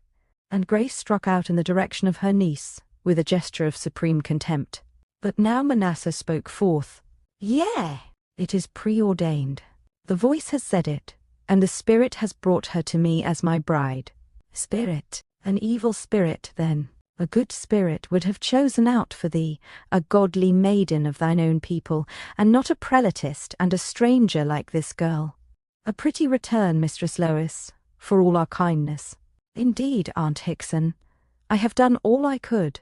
Cousin Manasseh knows it, to show him I can be none of his." "I have told him," said she, blushing, but determined to say the whole out at once, "that I am all but troth-plight to a young man of our own village at home, and even putting all that on one side, I wish not for marriage at present. Wish rather for conversion and regeneration. Marriage is an unseemly word in the mouth of a maiden. As for Manasseh, I will take reason with him in private, and meanwhile, if thou hast spoken, truly, throw not thyself in his path, as I have noticed thou hast done but too often of late." Lois's heart burnt within her at this unjust accusation, for she knew how much she had dreaded and avoided her cousin, and she almost looked to him to give evidence that her aunt's last words were not true.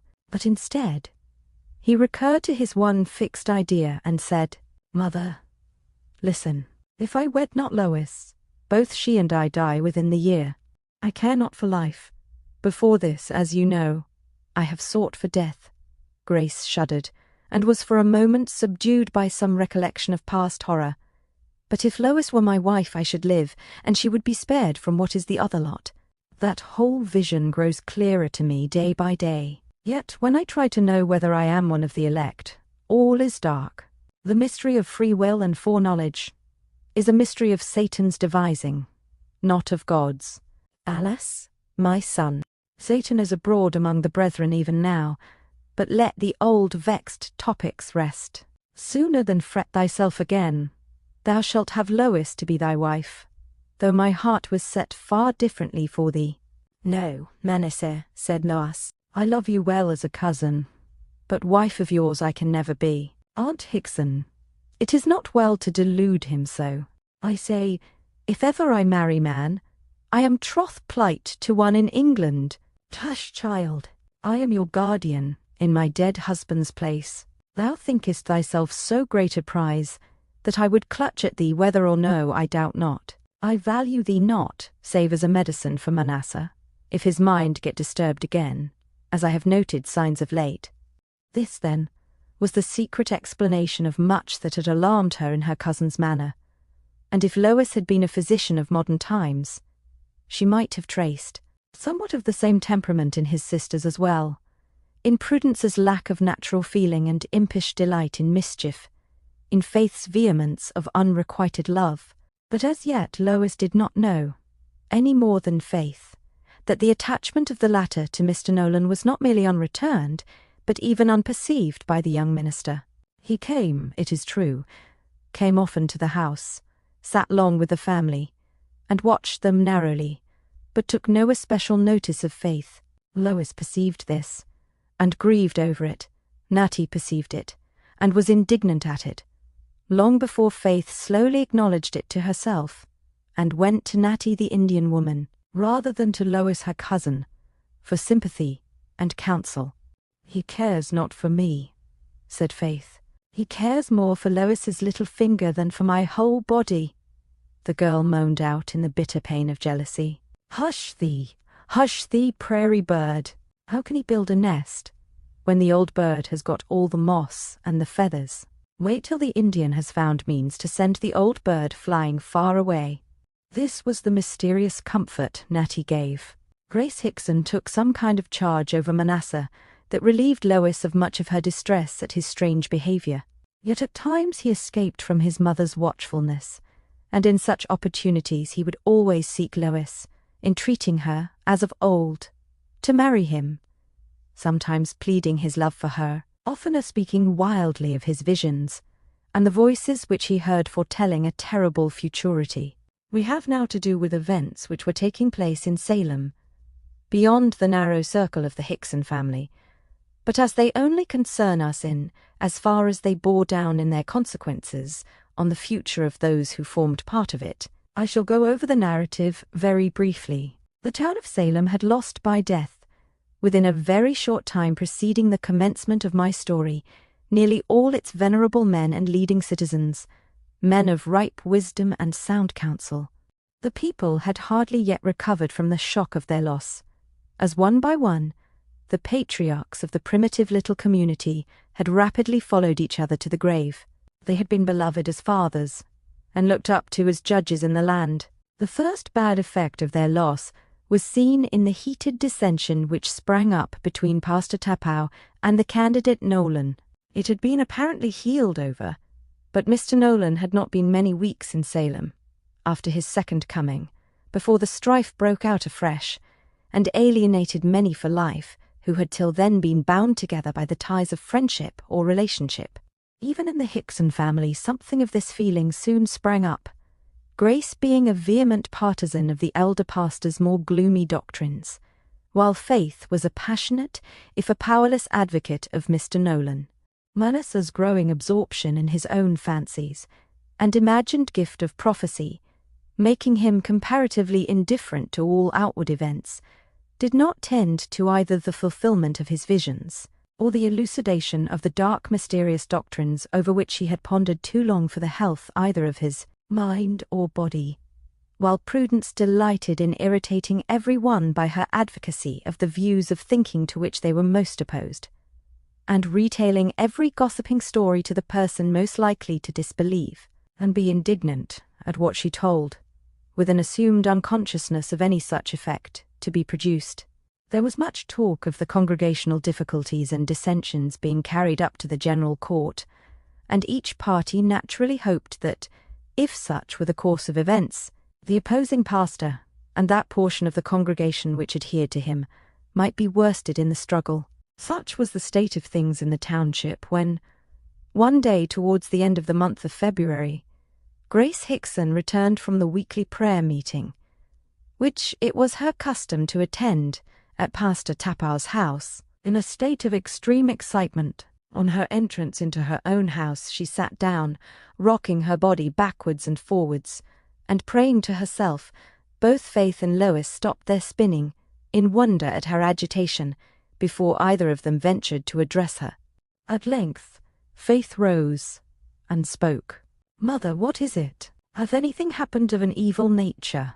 The brave, stern old woman's face was blenched, and her eyes were almost set in horror as she prayed, the great drops running down her cheeks. It seemed almost as if she had to make a struggle to recover her sense of the present, homely, accustomed life before she could find words to answer. "Evil nature. Daughters, Satan is abroad, is close to us. I have this very hour seen him afflict 2 innocent children, as of old he troubled those who were possessed by him in Judea. Esther and Abigail Tapau have been contorted and convulsed by him and his servants into such shapes as I am afeard to think on. And when their father, godly Mr. Tapau, began to exhort and to pray, their howlings were like the wild beasts of the field. Satan is of a truth let loose amongst us." The girls kept calling upon him, as if he were even then present among us. Abigail screeched out that he stood at my very back in the guise of a black man. And truly, as I turned round at her words, I saw a creature like a shadow vanishing, and turned all of a cold sweat. "Who knows where he is now?" Faith lay straws across on the door-sill. "But if he be already entered in," asked Prudence, "may not that make it difficult for him to depart?" Her mother, taking no notice of her question, went on rocking herself and praying, till again she broke out into narration. "Reverend Mr. Tapau says that only last night he heard a sound as of a heavy body dragged all through the house by some strong power. Once it was thrown against his bedroom door, and would, doubtless, have broken it in, if he had not prayed fervently and aloud at that very time, and a shriek went up at his prayer that made his hair stand on end. And this morning all the crockery in the house was found broken and piled up in the middle of the kitchen floor, and Pastor Tapau says that as soon as he began to ask a blessing on the morning's meal, Abigail and Hester cried out, as if someone was pinching them, 'Lord, have mercy upon us all. Satan is of a truth let loose.'" "They sound like the old stories I used to hear in Barford," said Lois, breathless with affright. Faith seemed less alarmed, but then her dislike to Pastor Tapau was so great that she could hardly sympathize with any misfortunes that befell him or his family. Towards evening, Mr. Nolan came in. In general, so high did party spirit run, Grace Hickson only tolerated his visits, finding herself often engaged at such hours, and being too much abstracted in thought to show him the ready hospitality which was one of her most prominent virtues. But today, both as bringing the latest intelligence of the new horrors sprung up in Salem, and as being one of the church militant, or what the Puritans considered as equivalent to the church militant, against Satan, he was welcomed by her in an unusual manner. He seemed oppressed with the occurrences of the day. At first it appeared to be almost a relief to him to sit still and cogitate upon them, and his hosts were becoming almost impatient for him to say something more than mere monosyllables. When he began, "Such a day as this, I pray that I may never see again. It is as if the devils whom our Lord banished into the herd of swine had been permitted to come again upon the earth, and I would it were only the lost spirits who were tormenting us. But I much fear that certain of those whom we have esteemed as God's people have sold their souls to Satan, for the sake of a little of his evil power, whereby they may afflict others for a time. Elder Sheringham hath lost this very day a good and valuable horse, wherewith he used to drive his family to meeting, his wife being bedridden." "Perchance," said Lois, "the horse died of some natural disease." "True," said Pastor Nolan. "But I was going on to say that as he entered into his house, full of dolour at the loss of his beast, a mouse ran in before him so sudden that it almost tripped him up, though an instant before there was no such thing to be seen, and he caught at it with his shoe and hit it, and it cried out, like a human creature in pain, and straight ran up the chimney, caring nothing for the hot flame and smoke. Manasseh listened greedily to all this story, and when it was ended, he smote upon his breast, and prayed aloud for deliverance from the power of the evil one. And he continually went on praying at intervals through the evening, with every mark of abject terror on his face and in his manner. He, the bravest, most daring hunter in all the settlement. Indeed, all the family huddled together in silent fear, scarcely finding any interest in the usual household occupations. Faith and Lois sat with arms entwined. As in days before the former had become jealous of the latter, Prudence asked low, fearful questions of her mother and of the pastor as to the creatures that were abroad, and the ways in which they afflicted others. When Grace besought the minister to pray for her and her household, he made a long and passionate supplication that none of that little flock might ever so far fall away into hopeless perdition as to be guilty of the sin without forgiveness, the sin of witchcraft. Chapter 3. The sin of witchcraft. We read about it. We look on it from the outside, but we can hardly realize the terror it induced. Every impulsive or unaccustomed action, every little nervous affection, every ache or pain was noticed, not merely by those around the sufferer, but by the person himself, whoever he might be, that was acting, or being acted upon, in any but the most simple and ordinary manner. He or she, for it was most frequently a woman or girl that was the supposed subject, felt a desire for some unusual kind of food, some unusual motion, or rest her hand twitched, her foot was asleep, or her leg had the cramp, and the dreadful question immediately suggested itself, is anyone possessing an evil power over me by the help of Satan? And perhaps they went on to think, it is bad enough to feel that my body can be made to suffer through the power of some unknown evil wisher to me. But what if Satan gives them still further power, and they can touch my soul, and inspire me with loathful thoughts leading me into crimes which at present I abhor? And so on, till the very dread of what might happen, and the constant dwelling of the thoughts, even with horror upon certain possibilities, or what were esteemed such, really brought about the corruption of imagination at least, which at first they had shuddered at. Moreover, there was a sort of uncertainty as to who might be infected, not unlike the overpowering dread of the plague, which made some shrink from their best beloved with irrepressible fear. The brother or sister, who was the dearest friend of their childhood and youth, might now be bound in some mysterious deadly pact with evil spirits of the most horrible kind. Who could tell? And in such a case it became a duty, a sacred duty, to give up the earthly body which had been once so loved, but which was now the habitation of a soul corrupt and horrible in its evil inclinations. Possibly terror of death might bring on confession and repentance, and purification. Or if it did not, why away with the evil creature, the witch, out of the world, down to the kingdom of the Master, whose bidding was done on earth in all manner of corruption and torture of God's creatures. There were others who, to these more simple, if more ignorant, feelings of horror at witches and witchcraft, added the desire, conscious or unconscious, of revenge on those whose conduct had been in any way displeasing to them. Where evidence takes a supernatural character, there is no disproving it. This argument comes up, you have only the natural powers, I have supernatural. You admit the existence of the supernatural by the condemnation of this very crime of witchcraft. You hardly know the limits of the natural powers.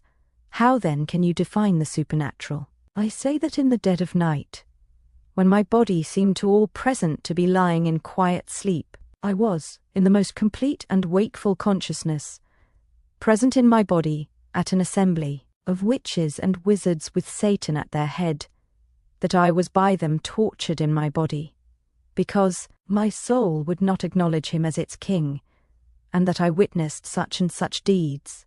What the nature of the appearance was that took the semblance of myself, sleeping quietly in my bed, I know not, but admitting, as you do, the possibility of witchcraft, you cannot disprove my evidence. This evidence might be given truly or falsely, as the person witnessing believed it, or not, but everyone must see what immense and terrible power was abroad for revenge. Then again, the accused themselves ministered to the horrible panic abroad. Some, in dread of death, confessed from cowardice to the imaginary crimes of which they were accused, and of which they were promised a pardon on confession. Some, weak and terrified, came honestly to believe in their own guilt through the diseases of imagination which were sure to be engendered at such a time as this. Lois sat spinning with Faith. Both were silent, pondering over the stories that were abroad. Lois spoke first. "Oh, Faith, this country is worse than ever England was, even in the days of Master Matthew Hopkins, the witch-finder. I grow frightened of every one, I think. I even get afeard sometimes of Natty." Faith coloured a little. Then she asked, "Why? What should make you distrust the Indian woman?" "Oh, I am ashamed of my fear, as soon as it arises in my mind. But you know, her look and colour were strange to me when first I came, and she is not a christened woman, and they tell stories of Indian wizards, and I know not what the mixtures are which she is sometimes stirring over the fire, nor the meaning of the strange chants she sings to herself. And once I met her in the dusk, just close by Pastor Tapau's house, in company with Hotter, his servant. It was just before we heard of the sore disturbance in his house, and I have wondered if she had aught to do with it." Faith sat very still, as if thinking. At last she said, "If Natty has powers beyond what you and I have, she will not use them for evil, at least not evil to those whom she loves." "That comforts me but little," said Lois. "If she has powers beyond what she ought to have, I dread her, though I have done her no evil. Nay, though I could almost say she bore me a kindly feeling. But such powers are only given by the evil one, and the proof thereof is that, as you imply, Natty would use them on those who offend her." "And why should she not?" asked Faith, lifting her eyes and flashing heavy fire out of them at the question. "Because," said Lois, not seeing Faith's glance, "we are told to pray for them that despitefully use us, and to do good to them that persecute us. But poor Natty is not a christened woman. I would that Mr. Nolan would baptize her. It would, maybe, take her out of the power of Satan's temptations." "Are you never tempted?" asked Faith, half scornfully. "And yet I doubt not you were well baptized." "True," said Lois sadly. "I often do very wrong, but perhaps I might have done worse, if the holy form had not been observed." They were again silent for a time. "Lois," said Faith, "I did not mean any offence, but do you never feel as if you would give up all that future life, of which the parsons talk, and which seems so vague and so distant, for a few years of real vivid blessedness to begin tomorrow, this hour, this minute? Oh, I could think of happiness for which I would willingly give up all those misty chances of heaven." "Faith, Faith!" cried Lois in terror, holding her hand before her cousin's mouth and looking around in fright. "Hush! You know not who may be listening. You are putting yourself in his power." But Faith pushed her hand away and said, "Lois, I believe in him no more than I believe in heaven. Both may exist, but they are so far away that I defy them. Why all this ado about Mr. Tapau's house? Promise me never to tell living creature, and I will tell you a secret." "No," said Lois, terrified. "I dread all secrets. I will hear none. I will do all that I can for you, Cousin Faith, in any way. But just at this time, I strive to keep my life and thoughts within the strictest bounds of godly simplicity, and I dread pledging myself to aught that is hidden and secret. As you will, cowardly girl, full of terrors, which, if you had listened to me, might have been lessened, if not entirely done away with." And Faith would not utter another word, though Lois tried meekly to entice her into conversation on some other subject. The rumour of witchcraft was like the echo of thunder among the hills. It had broken out in Mr. Tapau's house, and his two little daughters were the first supposed to be bewitched. But round about, from every quarter of the town, came in accounts of sufferers by witchcraft. There was hardly a family without one of these supposed victims. Then arose a growl and menaces of vengeance from many a household. Menaces deepened, not daunted by the terror and mystery of the suffering that gave rise to them.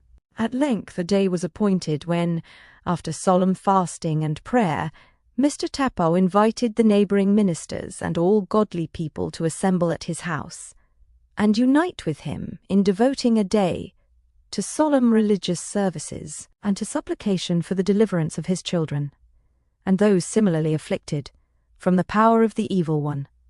All Salem poured out towards the house of the minister. There was a look of excitement on all their faces.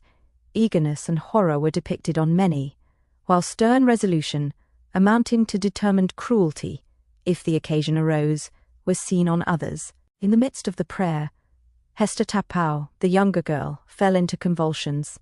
Fit after fit came on, and her screams mingled with the shrieks and cries of the assembled congregation. In the first pause, when the child was partially recovered, when the people stood around exhausted and breathless, her father, the Pastor Tappow, lifted his right hand and adjured her in the name of the Trinity to say who tormented her. There was a dead silence. Not a creature stirred of all those hundreds. Hester turned wearily and uneasily and moaned out the name of Hota, her father's Indian servant. Hota was present, apparently as much interested as anyone.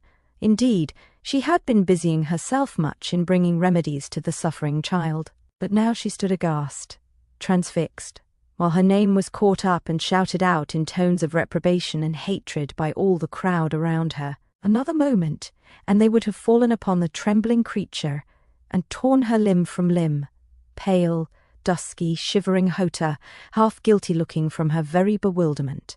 But Pastor Tappow, that gaunt, grey man lifting himself to his utmost height, signed to them to go back to keep still while he addressed them, and then he told them that instant vengeance was not just deliberate punishment, that there would be need of conviction, perchance of confession.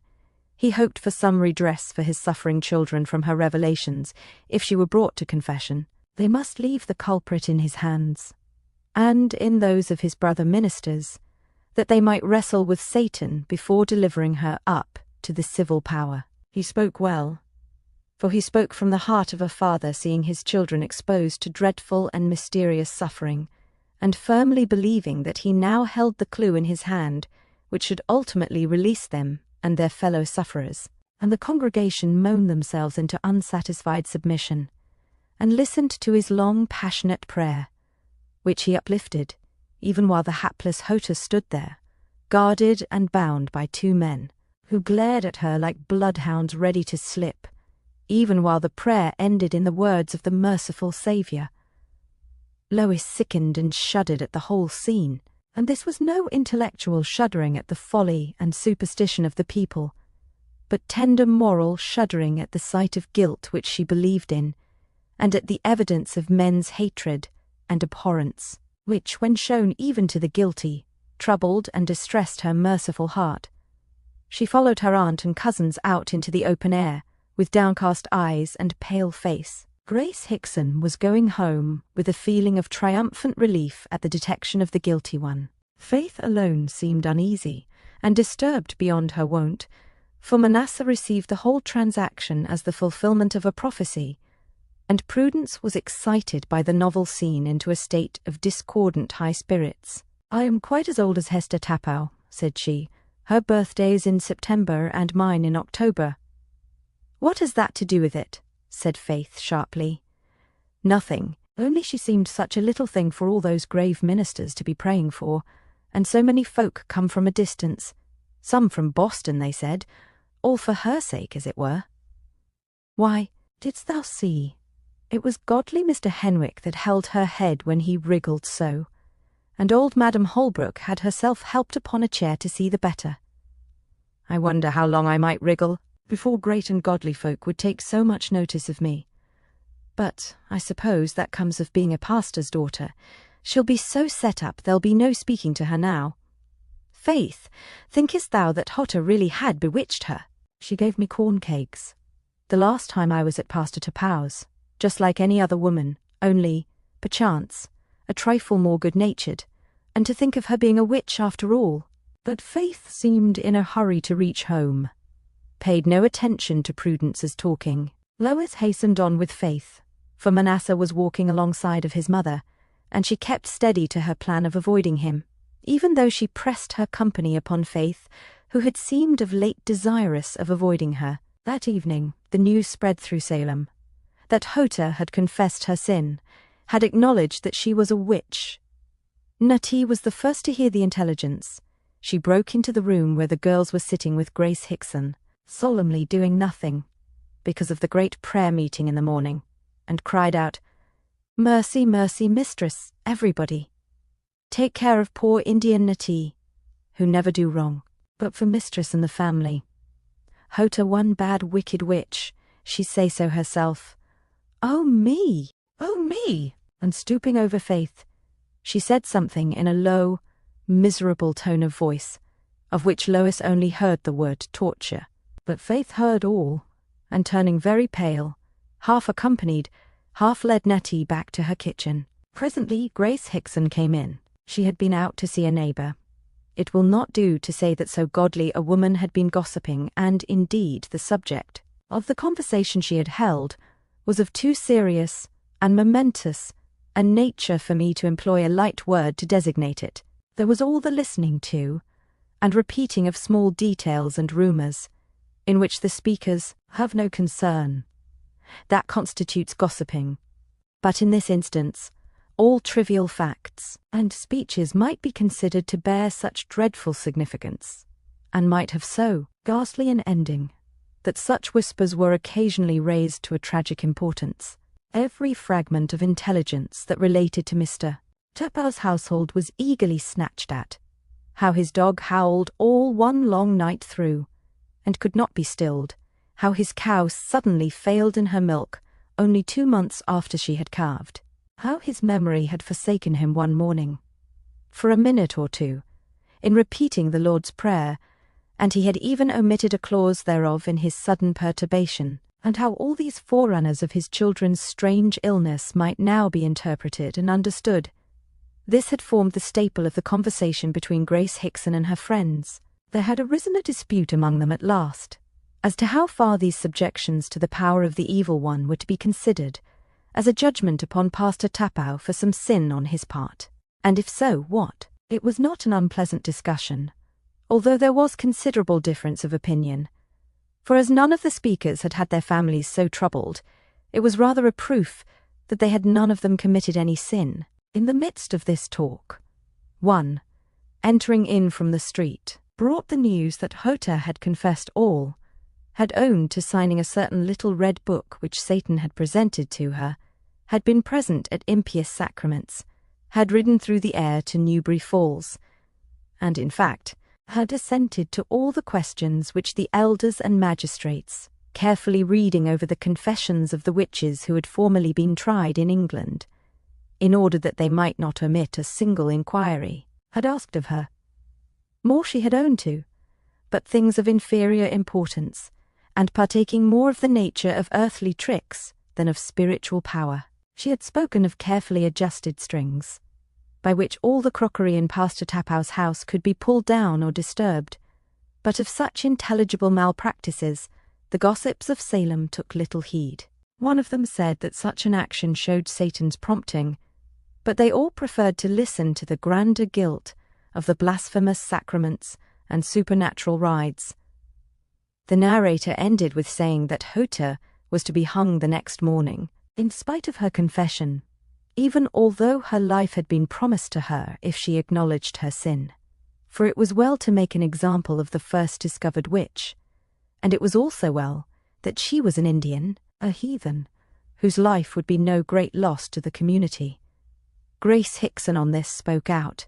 It was well that witches should perish off the face of the earth, Indian or English, heathen or, worse, a baptized Christian who had betrayed the Lord even as Judas did and had gone over to Satan.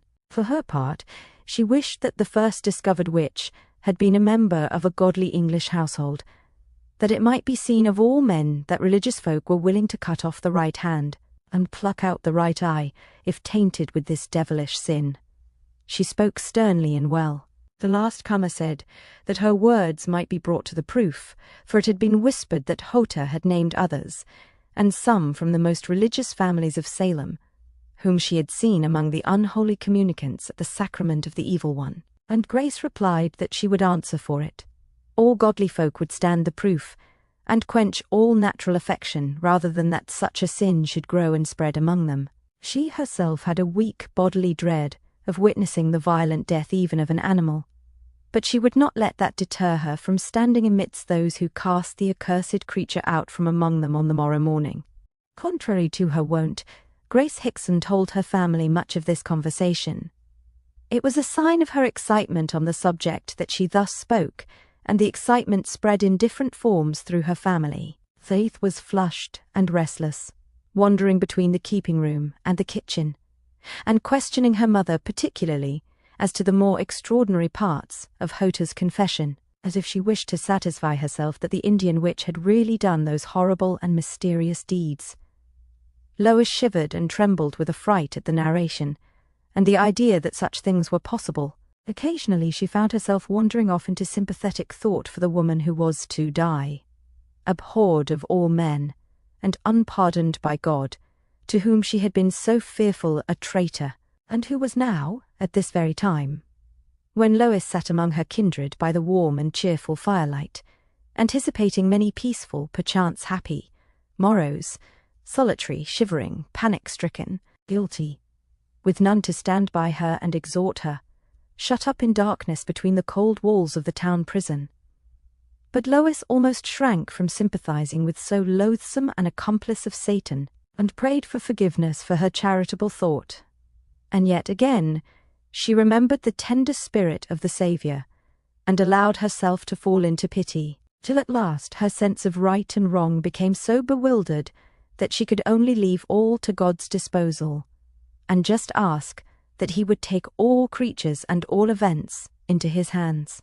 Prudence was as bright as if she were listening to some merry story, curious as to more than her mother would tell her, seeming to have no particular terror of witches or witchcraft, yet to be especially desirous to accompany her mother the next morning. To the hanging Lois shrank from the cruel, eager face of the young girl as she begged her mother to allow her to go. Even Grace was disturbed and perplexed by her daughter's pertinacity. "No," said she, "ask me no more. Thou shalt not go. Such sights are not for the young. I go, and I sicken at the thoughts of it. But I go to show that I, a Christian woman, take God's part against the devil's. Thou shalt not go, I tell thee. I could whip thee for thinking of it." "Manasseh says Hota was well whipped by Pastor Tapau ere she was brought to confession," said Prudence, as if anxious to change the subject of discussion. Manasseh lifted up his head from the great folio Bible, brought by his father from England, which he was studying. He had not heard what Prudence said, but he looked up at the sound of his name. All present were startled at his wild eyes, his bloodless face, but he was evidently annoyed at the expression of their countenances. "Why look ye at me in that manner?" asked he, and his manner was anxious and agitated. His mother made haste to speak. "It was but that Prudence said something that thou hast told her, that Pastor Tapau defiled his hands by whipping the witch Hota. What evil thought has got hold of thee? Talk to us, and crack not thy skull against the learning of man. It is not the learning of man that I study, it is the word of God. I would fain know more of the nature of this sin of witchcraft, whether it be, indeed, the unpardonable sin against the Holy Ghost. At times I feel a creeping influence coming over me, prompting all evil thoughts and unheard of deeds, and I question within myself, is not this the power of witchcraft? And I sicken, and loathe all that I do or say, and yet some evil creature hath the mastery over me, and I must needs do and say what I loathe and dread. Why wonder you, mother, that I, of all men, strive to learn the exact nature of witchcraft, and for that end study the word of God? Have you not seen me when I was, as it were, possessed with a devil?" He spoke calmly, sadly, but as under deep conviction. His mother rose to comfort him. "My son," she said, "no one ever saw thee do deeds, or heard thee utter words, which anyone could say were prompted by devils. We have seen thee, poor lad, with thy wits gone astray for a time. But all thy thoughts sought rather God's will, in forbidden places, than lost the clue to them for one moment in hankering after the powers of darkness. Those days are long past. A future lies before thee. Think not of witches, or of being subject to the power of witchcraft. I did evil to speak of it before thee. Let Lois come and sit by thee, and talk to thee." Lois went to her cousin, grieved at heart for his depressed state of mind, anxious to soothe and comfort him, and yet recoiling more than ever from the idea of ultimately becoming his wife. An idea, to which she saw her aunt reconciling herself unconsciously day by day, as she perceived the English girl's power of soothing and comforting her cousin, even by the very tones of her sweet, cooing voice. He took Lois's hand. "Let me hold it. It does me good," said he. "Ah, Lois, when I am by you, I forget all my troubles. Will the day never come when you will listen to the voice that speaks to me continually?" "I never hear it, Cousin Manasseh," she said softly. "But do not think of the voices. Tell me of the land you hope to enclose from the forest. What manner of trees grow on it?" Thus, by simple questions on practical affairs, she led him back, in her unconscious wisdom, to the subjects on which he had always shown strong practical sense. He talked on these with all due discretion, till the hour for family prayer came round, which was early in those days. It was Manasseh's place to conduct it, as head of the family, a post which his mother had always been anxious to assign to him since her husband's death. He prayed extempore, and tonight his supplications wandered off into wild, unconnected fragments of prayer, which all those kneeling around began, each according to her anxiety for the speaker, to think would never end. Minutes elapsed, and grew to quarters of an hour, and his words only became more emphatic and wilder, praying for himself alone, and laying bare the recesses of his heart. At length his mother rose, and took Lois by the hand, for she had faith in Lois's power over her son, as being akin to that which the shepherd David, playing on his harp, had over King Saul sitting on his throne. She drew her towards him, where he knelt facing into the circle, with his eyes upturned, and the tranced agony of his face depicting the struggle of the troubled soul within. "Here is Lois," said Grace, almost tenderly. She would fain go to her chamber. Down the girl's face the tears were streaming. "Rise, and finish thy prayer in thy closet." But at Lois's approach he sprang to his feet, sprang aside. "Take her away, mother. Lead me not into temptation. She brings me evil and sinful thoughts. She overshadows me, even in the presence of my God. She is no angel of light, or she would not do this. She troubles me with the sound of a voice bidding me marry her, even when I am at my prayers. Avaunt! Take her away!" He would have struck at Lois if she had not shrunk back, dismayed and affrighted. His mother, although equally dismayed, was not affrighted. She had seen him thus before, and understood the management of his paroxysm. "Go, Lois. The sight of thee irritates him, as once that of Faith did. Leave him to me." And Lois rushed away to her room, and threw herself on her bed. Like a panting, hunted creature, Faith came after her slowly and heavily. "Lois," said she, "wilt thou do me a favour? It is not much to ask. Wilt thou arise before daylight, and bear this letter from me to Pastor Nolan's lodgings? I would have done it myself, but mother has bidden me to come to her, and I may be detained until the time when Hota is to be hung. And the letter tells of matters pertaining to life and death. Seek out Pastor Nolan wherever he may be, and have speech of him after he has read the letter." "Cannot Natty take it?" asked Lois. "No," Faith answered fiercely. "Why should she?" But Lois did not reply. A quick suspicion darted through Faith's mind, sudden as lightning. It had never entered there before. "Speak, Lois. I read thy thoughts. Thou wouldst fain not be the bearer of this letter?"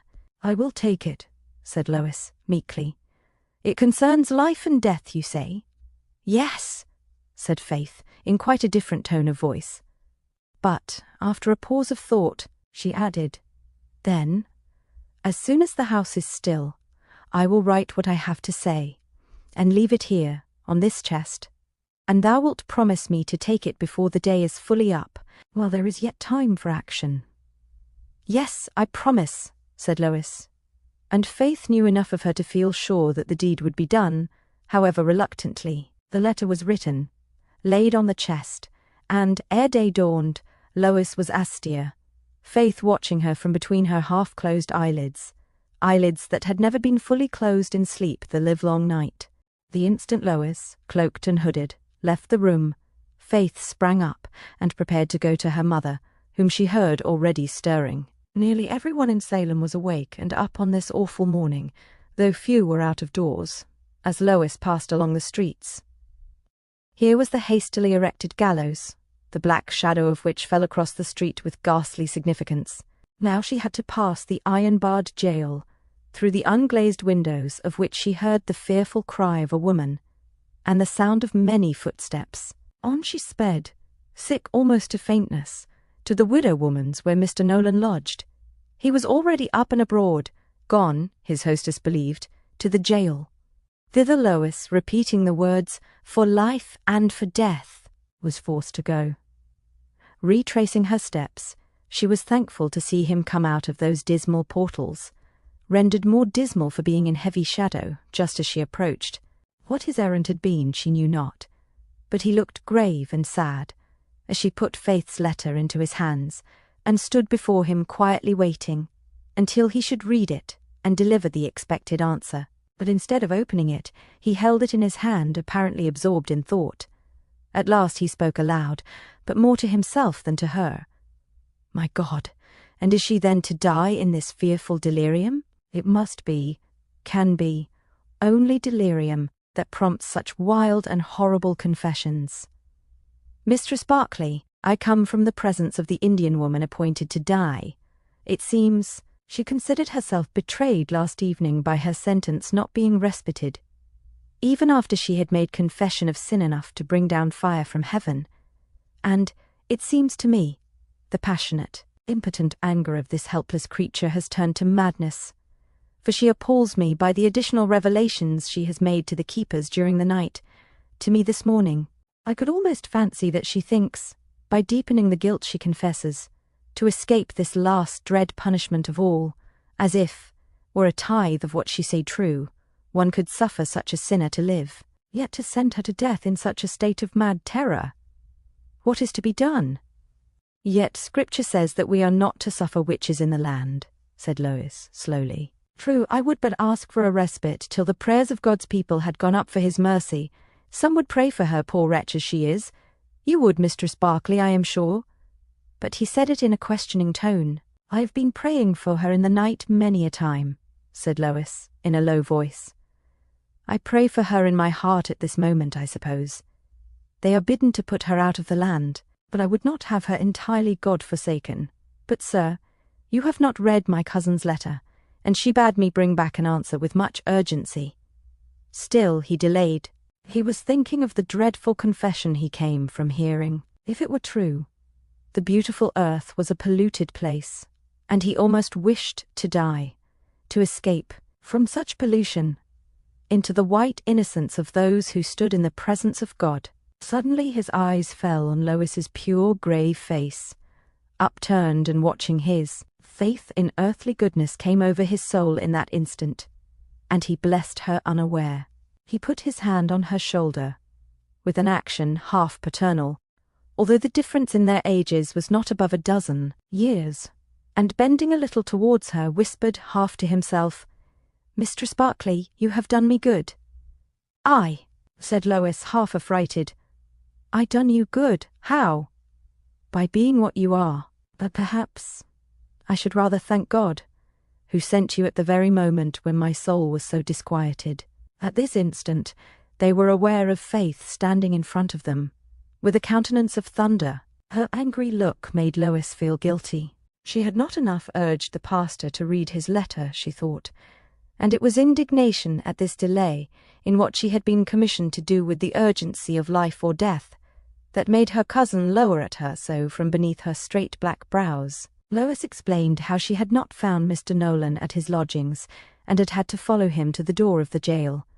But Faith replied with obdurate contempt, "Spare thy breath, cousin Lois. It is easy seeing on what pleasant matters thou and the Pastor Nolan were talking. I marvel not at thy forgetfulness. My mind is changed. Give me back my letter, sir. It was about a poor matter, an old woman's life. And what is that compared to a young girl's love?" Lois heard but for an instant, did not understand that her cousin, in her jealous anger, could suspect the existence of such a feeling as love between her and Mr. Nolan. No imagination as to its possibility had ever entered her mind. She had respected him, almost revered him, nay, had liked him as the probable husband of Faith. At the thought that her cousin could believe her guilty of such treachery, her grave eyes dilated and fixed themselves on the flaming countenance of Faith. That serious, unprotesting manner of perfect innocence must have told on her accuser, had it not been that, at the same instant, the latter caught sight of the crimsoned and disturbed countenance of the pastor, who felt the veil rent off the unconscious secret of his heart. Faith snatched her letter out of his hands and said, "Let the witch hang. What care I? She has done harm enough with her charms and her sorcery on Pastor Tapau's girls. Let her die, and let all other witches look to themselves, for there be many kinds of witchcraft abroad. Cousin Lois, thou wilt like best to stop with Pastor Nolan, or I would pray thee to come back with me to breakfast." Lois was not to be daunted by jealous sarcasm. She held out her hand to Pastor Nolan, determined to take no heed of her cousin's mad words, but to bid him farewell in her accustomed manner. He hesitated before taking it, and when he did, it was with a convulsive squeeze that almost made her start. Faith waited and watched all, with set lips and vengeful eyes. She bade no farewell, she spake no word, but grasping Lois tightly by the back of the arm, she almost drove her before her down the street till they reached their home. The arrangement for the morning was this. Grace Hickson and her son Manasseh were to be present at the hanging of the first witch executed in Salem, as pious and godly heads of a family. All the other members were strictly forbidden to stir out, until such time as the low-tolling bell announced that all was over in this world for Hota, the Indian witch. When the execution was ended, there was to be a solemn prayer meeting of all the inhabitants of Salem. Ministers had come from a distance to aid by the efficacy of their prayers in these efforts to purge the land of the devil and his servants. There was reason to think that the great old meeting-house would be crowded, and when Faith and Lois reached home, Grace Hickson was giving her directions to Prudence, urging her to be ready for an early start to that place. The stern old woman was troubled in her mind at the anticipation of the sight she was to see, before many minutes were over, and spoke in a more hurried and incoherent manner than was her wont. She was dressed in her Sunday best, but her face was very grey and colourless, and she seemed afraid to cease speaking about household affairs, for fear she should have time to think. Manasseh stood by her, perfectly, rigidly still. He also was in his Sunday clothes. His face, too, was paler than its wont, but it wore a kind of absent, rapt expression, almost like that of a man who sees a vision. As Faith entered, still holding Lois in her fierce grasp, Manasseh started and smiled, but still dreamily. His manner was so peculiar that even his mother stayed her talking to observe him more closely. He was in that state of excitement which usually ended in what his mother, and certain of her friends, esteemed a prophetic revelation. He began to speak, at first very low, and then his voice increased in power. "How beautiful is the land of Beulah, far over the sea, beyond the mountains. Thither the angels carry her, lying back in their arms, like one fainting. They shall kiss away the black circle of death, and lay her down at the feet of the Lamb. I hear her pleading there for those on earth who consented to her death. O Lois, pray also for me, miserable." When he uttered his cousin's name, all their eyes turned towards her. It was to her that his vision related. She stood among them, amazed, awe-stricken, but not like one affrighted or dismayed. She was the first to speak. "Dear friends, do not think of me. His words may or may not be true. I am in God's hands all the same, whether he have the gift of prophecy or not. Besides, hear you not that I end where all would fain end? Think of him, and of his needs. Such times as these always leave him exhausted and weary when he comes out of them." And she busied herself in cares for his refreshment, aiding her aunt's trembling hands to set before him the requisite food, as he now sat tired and bewildered, gathering together with difficulty his scattered senses. Prudence did all she could to assist and speed their departure, but Faith stood apart, watching in silence with her passionate, angry eyes. As soon as they had set out on their solemn, fatal errand, Faith left the room. She had not tasted food or touched drink. Indeed, they all felt sick at heart. The moment her sister had gone upstairs, Prudence sprang to the settle on which Lois had thrown down her cloak and hood. "Lend me your muffles and mantle, cousin Lois. I never yet saw a woman hanged, and I see not why I should not go. I will stand on the edge of the crowd. No one will know me, and I will be home long before my mother." "No," said Lois. "That may not be. My aunt would be sore displeased. I wonder at you, Prudence, seeking to witness such a sight." And as she spoke, she held fast her cloak, which Prudence vehemently struggled for. Faith returned, brought back possibly by the sound of the struggle. She smiled, a deadly smile. "Give it up, Prudence. Strive no more with her. She has bought success in this world, and we are but her slaves." "Oh, Faith," said Lois, relinquishing her hold of the cloak, and turning round with passionate reproach in her look, voice, "what have I done that you should speak so of me? You, that have loved as I think one love a sister."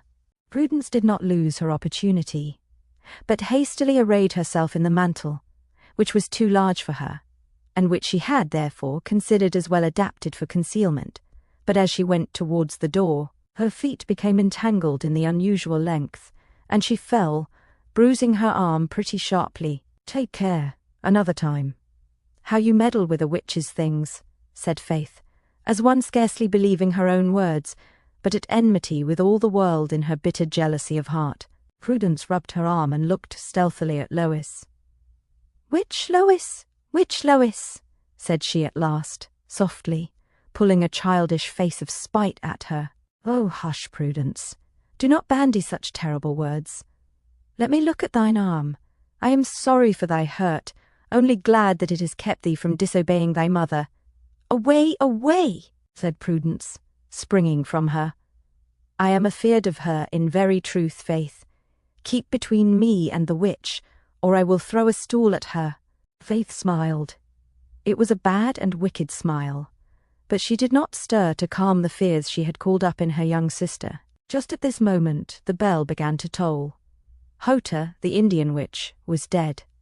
Lois covered her face with her hands. Even Faith went a deadlier pale than she had been, and said, sighing, "Poor Hota, but death is best." Prudence alone seemed unmoved by any thoughts connected with the solemn, monotonous sound. Her only consideration was that now she might go out into the street and see the sights, and hear the news, and escape from the terror which she felt at the presence of her cousin. She flew upstairs to find her own mantle, ran down again, and passed Lois before the English girl had finished her prayer, and was speedily mingled among the crowd going to the meeting-house. There also Faith and Lois came in due course of time, but separately, not together. Faith so evidently avoided Lois that she, humbled and grieved, could not force her company upon her cousin, but loitered a little behind, the quiet tears stealing down her face, shed for the many causes that had occurred this morning. The meeting-house was full to suffocation, and, as it sometimes happens on such occasions, the greatest crowd was close about the doors, from the fact that few saw, on their first entrance, where there might be possible spaces into which they could wedge themselves. Yet they were impatient of any arrivals from the outside, and pushed and hustled Faith, and after her Lois, till the two were forced on to a conspicuous place in the very centre of the building, where there was no chance of a seat, but still space to stand in. Several stood around, the pulpit being in the middle, and already occupied by 2 ministers in Geneva bands and gowns, while other ministers, similarly attired, stood holding on to it, almost as if they were giving support instead of receiving it. Grace Hickson and her son sat decorously in their own pew, thereby showing that they had arrived early from the execution. You might almost have traced out the number of those who had been at the hanging of the Indian witch. By the expression of their countenances, they were awestricken into terrible repose, while the crowd still pouring in, of those who had not attended the execution, looked all restless and excited and fierce. A buzz went round the meeting that the stranger minister who stood along with Pastor Tapau in the pulpit was no other than Dr. Cotton Mather himself, come all the way from Boston to assist in purging Salem of witches. And now Pastor Tapau began his prayer, extempore, as was the custom. His words were wild and incoherent, as might be expected from a man who had just been consenting to the bloody death of one who was, but a few days ago, a member of his own family, violent and passionate, as was to be looked for in the father of children, whom he believed to suffer so fearfully from the crime he would denounce before the Lord. He sat down at length, from pure exhaustion. Then Dr. Cotton Mather stood forward.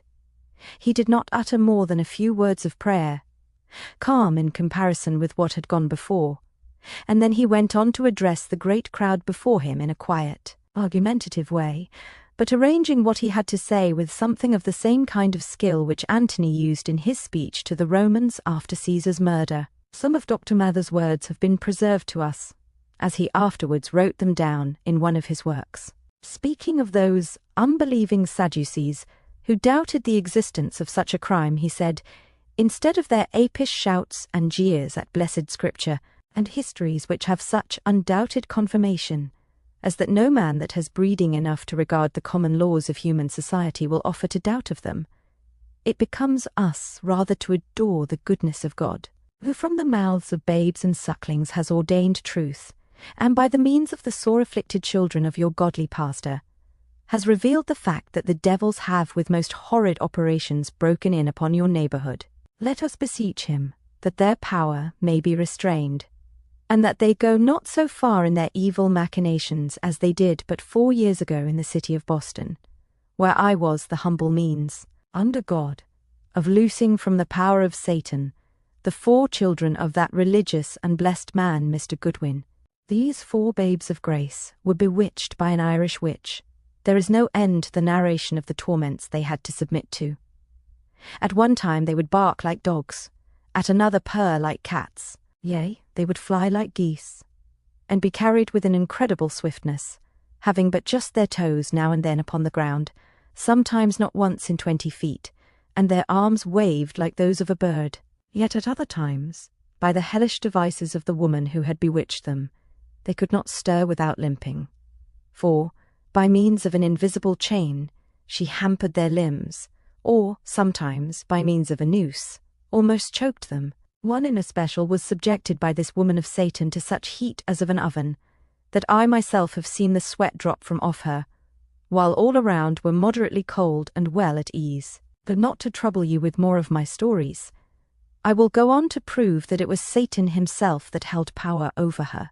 For a very remarkable thing it was, that she was not permitted by that evil spirit to read any godly or religious book, speaking the truth as it is in Jesus. She could read popish books well enough, while both sight and speech seemed to fail her when I gave her the Assembly's Catechism. Again, she was fond of that prelatical book of Common Prayer, which is but the Roman Mass book in an English and ungodly shape.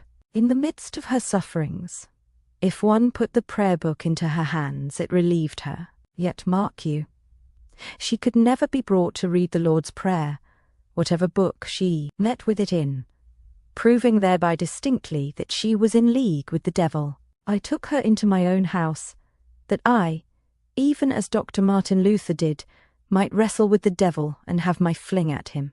But when I called my household to prayer, the devils that possessed her caused her to whistle and sing and yell in a discordant and hellish fashion. At this very instant, a shrill, clear whistle pierced all ears. Dr. Mather stopped for a moment. "Satan is among you!" he cried. "Look to yourselves!" And he prayed with fervour, as if against a present and threatening enemy, but no one heeded him. Whence came that ominous, unearthly whistle? Every man watched his neighbour. Again the whistle out of their very midst, and then a bustle in a corner of the building. 3 or 4 people stirring, without any cause immediately perceptible to those at a distance. The movement spread, and, directly after, a passage even in that dense mass of people was cleared for 2 men, who bore forwards Prudence Hickson, lying rigid as a log of wood, in the convulsive position of one who suffered from an epileptic fit. They laid her down among the ministers who were gathered round the pulpit. Her mother came to her, sending up a wailing cry at the sight of her distorted child. Dr. Mather came down from the pulpit and stood over her, exorcising the devil in possession, as one accustomed to such scenes. The crowd pressed forward in mute horror. At length, her rigidity of form and feature gave way, and she was terribly convulsed, torn by the devil, as they called it. By and by the violence of the attack was over, and the spectators began to breathe once more, though still the former horror brooded over them, and they listened as if for the sudden ominous whistle again, and glanced fearfully around, as if Satan were at their backs picking out his next victim. Meanwhile, Dr. Mather, Pastor Tapau, and 1 or 2 others were exhorting Prudence to reveal, if she could, the name of the person, the witch, who, by influence over Satan, had subjected the child to such torture as that which they had just witnessed. They bade her speak in the name of the Lord. She whispered a name in the low voice of exhaustion. None of the congregation could hear what it was, but the Pastor Tapau, when he heard it, drew back in dismay, while Dr. Mather, knowing not to whom the name belonged, cried out in a clear, cold voice, "Know ye one Lois Barclay, for it is she who hath bewitched this poor child." The answer was given rather by action than by word, although a low murmur went up from many. But all fell back, as far as falling back in such a crowd was possible, from Lois Barclay where she stood, and looked on her with surprise and horror. A space of some feet, where no possibility of space had seemed to be not a minute before, left Lois standing alone, with every eye fixed upon her in hatred and dread. She stood like one speechless, tongue-tied as if in a dream. She a witch, accursed, as witches were in the sight of God and man. Her smooth, healthy face became contracted into shrivel and pallor, but she uttered not a word, only looked at Dr. Mather with her dilated, terrified eyes. Someone said, "She is of the household of Grace Hickson, a God-fearing woman." Lois did not know if the words were in her favour or not. She did not think about them even. They told less on her than on any person present. She a witch, and the silver-glittering Avon, and the drowning woman she had seen in her childhood, at Barford, at home in England, were before her, and her eyes fell before her doom. There was some commotion, some rustling of papers. The magistrates of the town were drawing near the pulpit and consulting with the ministers. Dr. Mather spoke again.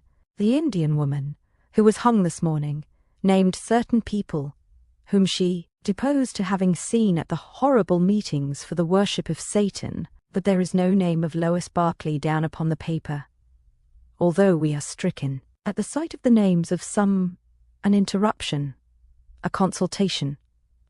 Again Dr. Mather spoke. "Bring the accused witch, Lois Barclay, near to this poor suffering child of Christ." They rushed forward to force Lois to the place where Prudence lay. But Lois walked forward of herself. "Prudence," she said, in such a sweet, touching voice, that long afterwards those who heard it that day spoke of it to their children. "Have I ever said an unkind word to you, much less done you an ill turn? Speak, dear child. You did not know what you said just now, did you?" But Prudence writhed away from her approach, and screamed out, as if stricken with fresh agony, "Take her away! Take her away! Witch Lois, who threw me down only this morning, and turned my arm black and blue." And she bared her arm, as if in confirmation of her words. It was sorely bruised. "I was not near you, Prudence. said Lois, sadly. But that was only reckoned fresh evidence of her diabolical power. Lois's brain began to get bewildered. Witch Lois, she a witch, abhorred of all men. Yet she would try to think, and make one more effort. "Aunt Hickson," she said, and Grace came forwards. "Am I a witch, Aunt Hickson?" she asked, for her aunt, stern, harsh, unloving as she might be, was truth itself, and Lois thought, near to delirium had she come. If her aunt condemned her, it was possible she might indeed be a witch. Grace Hickson faced her unwillingly. "It is a stain upon our family forever," was the thought in her mind. "It is for God to judge whether thou art a witch or not for me." "Alas, alas," moaned Lois. For she had looked at Faith, and learnt that no good word was to be expected from her gloomy face and averted eyes. The meeting-house was full of eager voices, repressed, out of reverence for the place, into tones of earnest murmuring that seemed to fill the air with gathering sounds of anger. And those who had at first fallen back from the place where Lois stood were now pressing forwards, and round about her, ready to seize the young friendless girl and bear her off to prison. Those who might have been, who ought to have been, her friends, were either averse or indifferent to her, though only prudence made any open outcry upon her.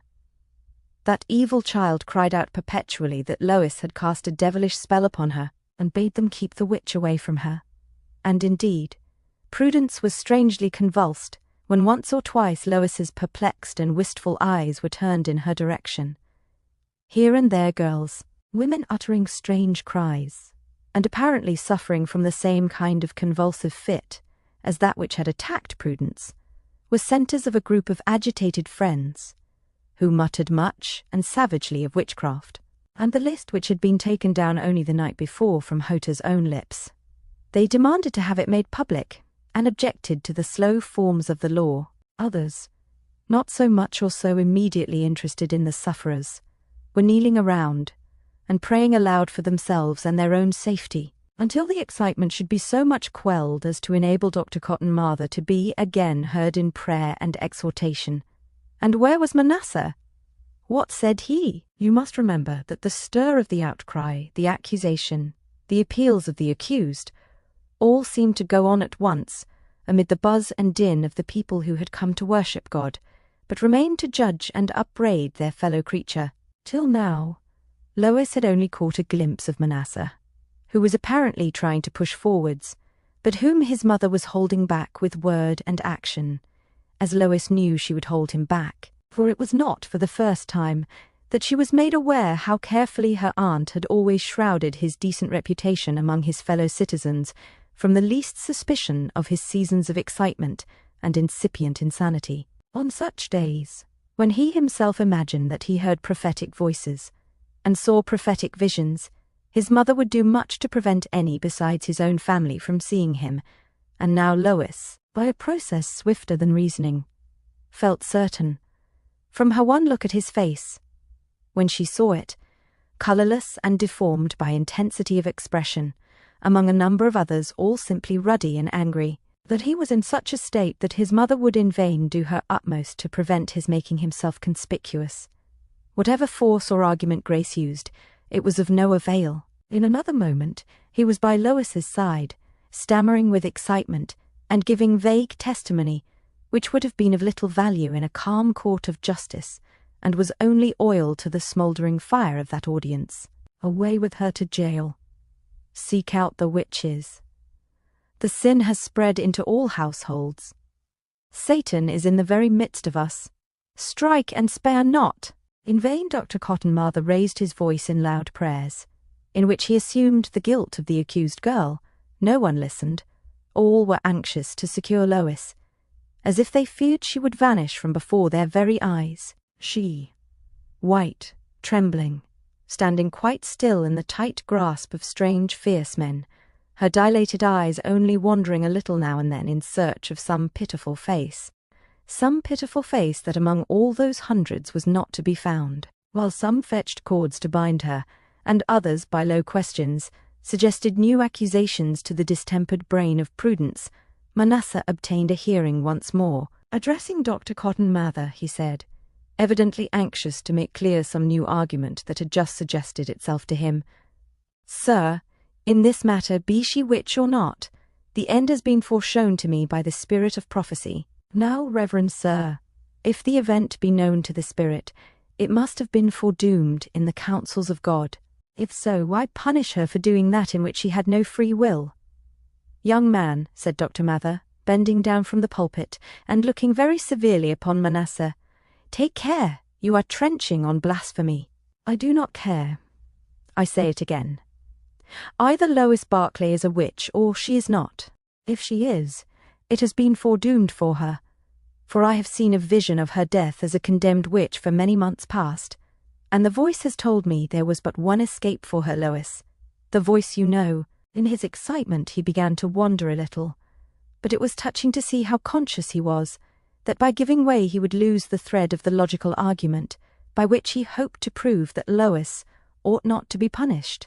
And with what an effort he wrenched his imagination away from the old ideas, and strove to concentrate all his mind upon the plea that, if Lois was a witch, it had been shown him by prophecy, and if there was prophecy there must be foreknowledge. If foreknowledge, foredoom, if foredoom, no exercise of free will, and therefore that Lois was not justly amenable to punishment. On he went, plunging into heresy, caring not, growing more and more passionate every instant, but directing his passion into keen argument, desperate sarcasm, instead of allowing it to excite his imagination. Even Dr. Mather felt himself on the point of being worsted in the very presence of this congregation who, but a short half-hour ago, looked upon him as all but infallible.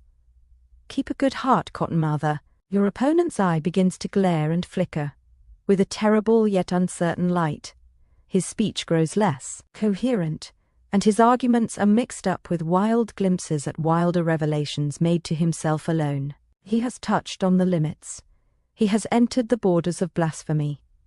And with an awful cry of horror and reprobation, the congregation rise up, as one man, against the blasphemer." Dr. Mather smiled a grim smile, and the people were ready to stone Manasseh, who went on regardless, talking and raving. "Stay, stay," said Grace Hickson, all the decent family shame, which prompted her to conceal the mysterious misfortune of her only son from public knowledge, done away with by the sense of the immediate danger to his life. "Touch him not. He knows not what he is saying. The fit is upon him. I tell you the truth before God, my son, my only son, is mad." They stood aghast at the intelligence, the grave young citizen, who had silently taken his part in life close by them in their daily lives, not mixing much with them, it was true, but looked up to, perhaps, all the more, the student of abstruse books on theology, fit to converse with the most learned ministers that ever came about those parts.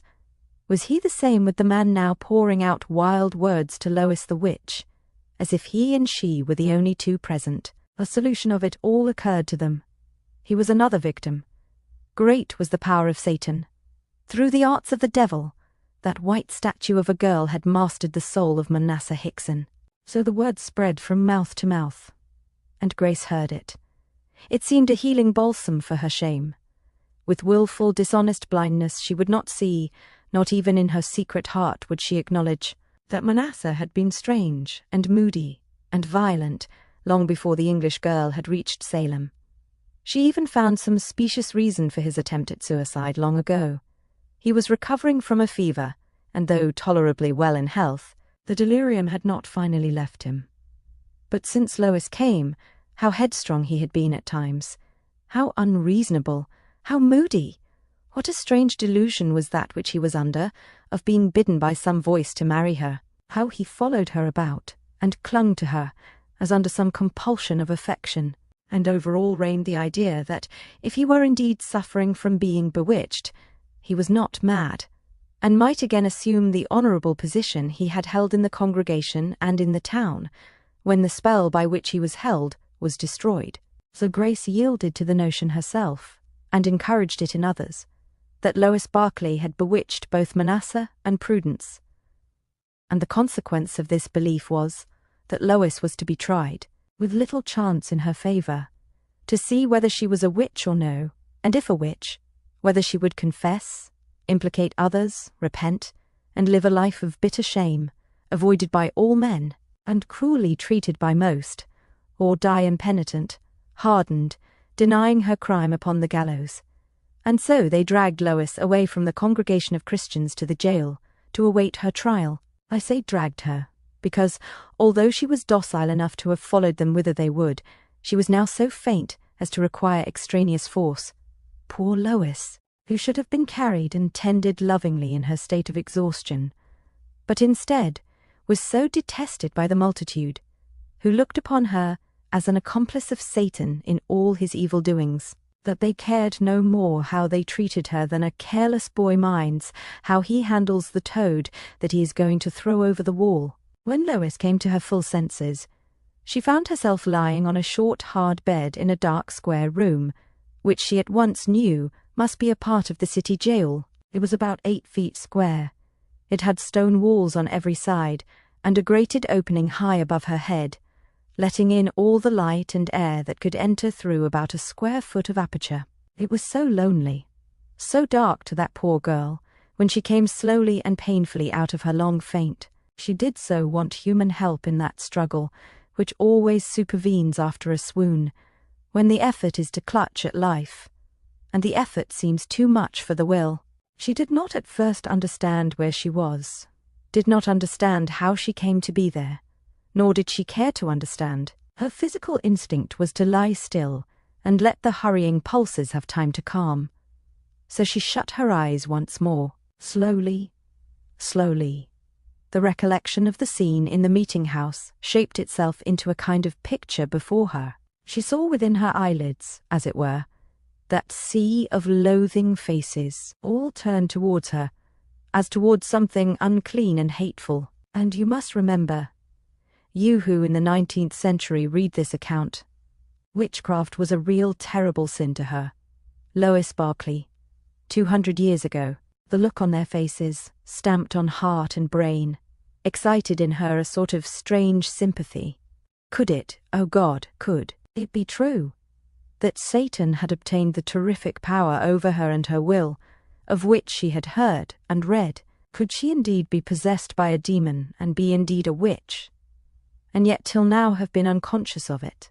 And her excited imagination recalled, with singular vividness, all she had ever heard on the subject, the horrible midnight sacrament, the very presence and power of Satan. Then remembering every angry thought against her neighbour, against the impertinences of Prudence, against the overbearing authority of her aunt, against the persevering crazy suit of Manasseh, the indignation, only that morning, but such ages off in real time, at Faith's injustice, oh, could such evil thoughts have had devilish power given to them by the father of evil, and all unconsciously to herself have gone forth as active curses into the world? And so on the ideas went careering wildly through the poor girl's brain, the girl thrown inward upon herself. At length, the sting of her imagination forced her to start up impatiently.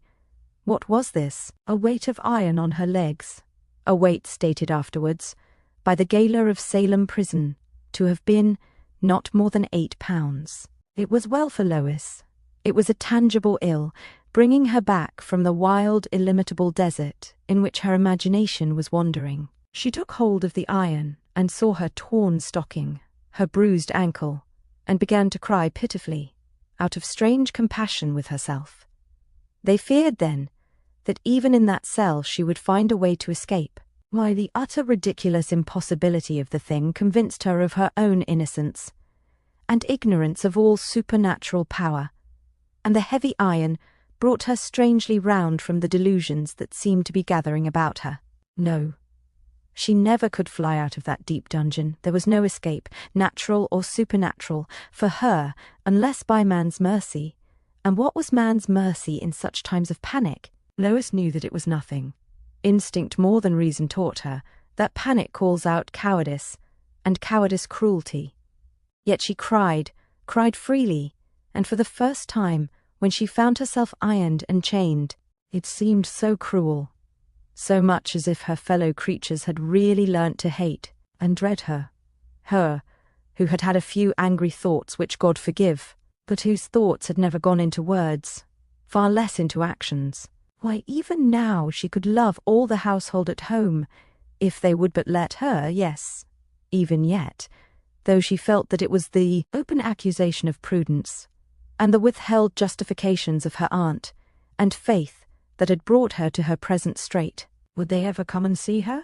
Would kinder thoughts of her, who had shared their daily bread for months and months, bring them to see her, and ask her whether it were really she who had brought on the illness of Prudence, the derangement of Manasseh's mind? No one came. Bread and water were pushed in by someone, who hastily locked and unlocked the door, and cared not to see if he put them within his prisoner's reach, or perhaps thought that physical fact mattered little to a witch.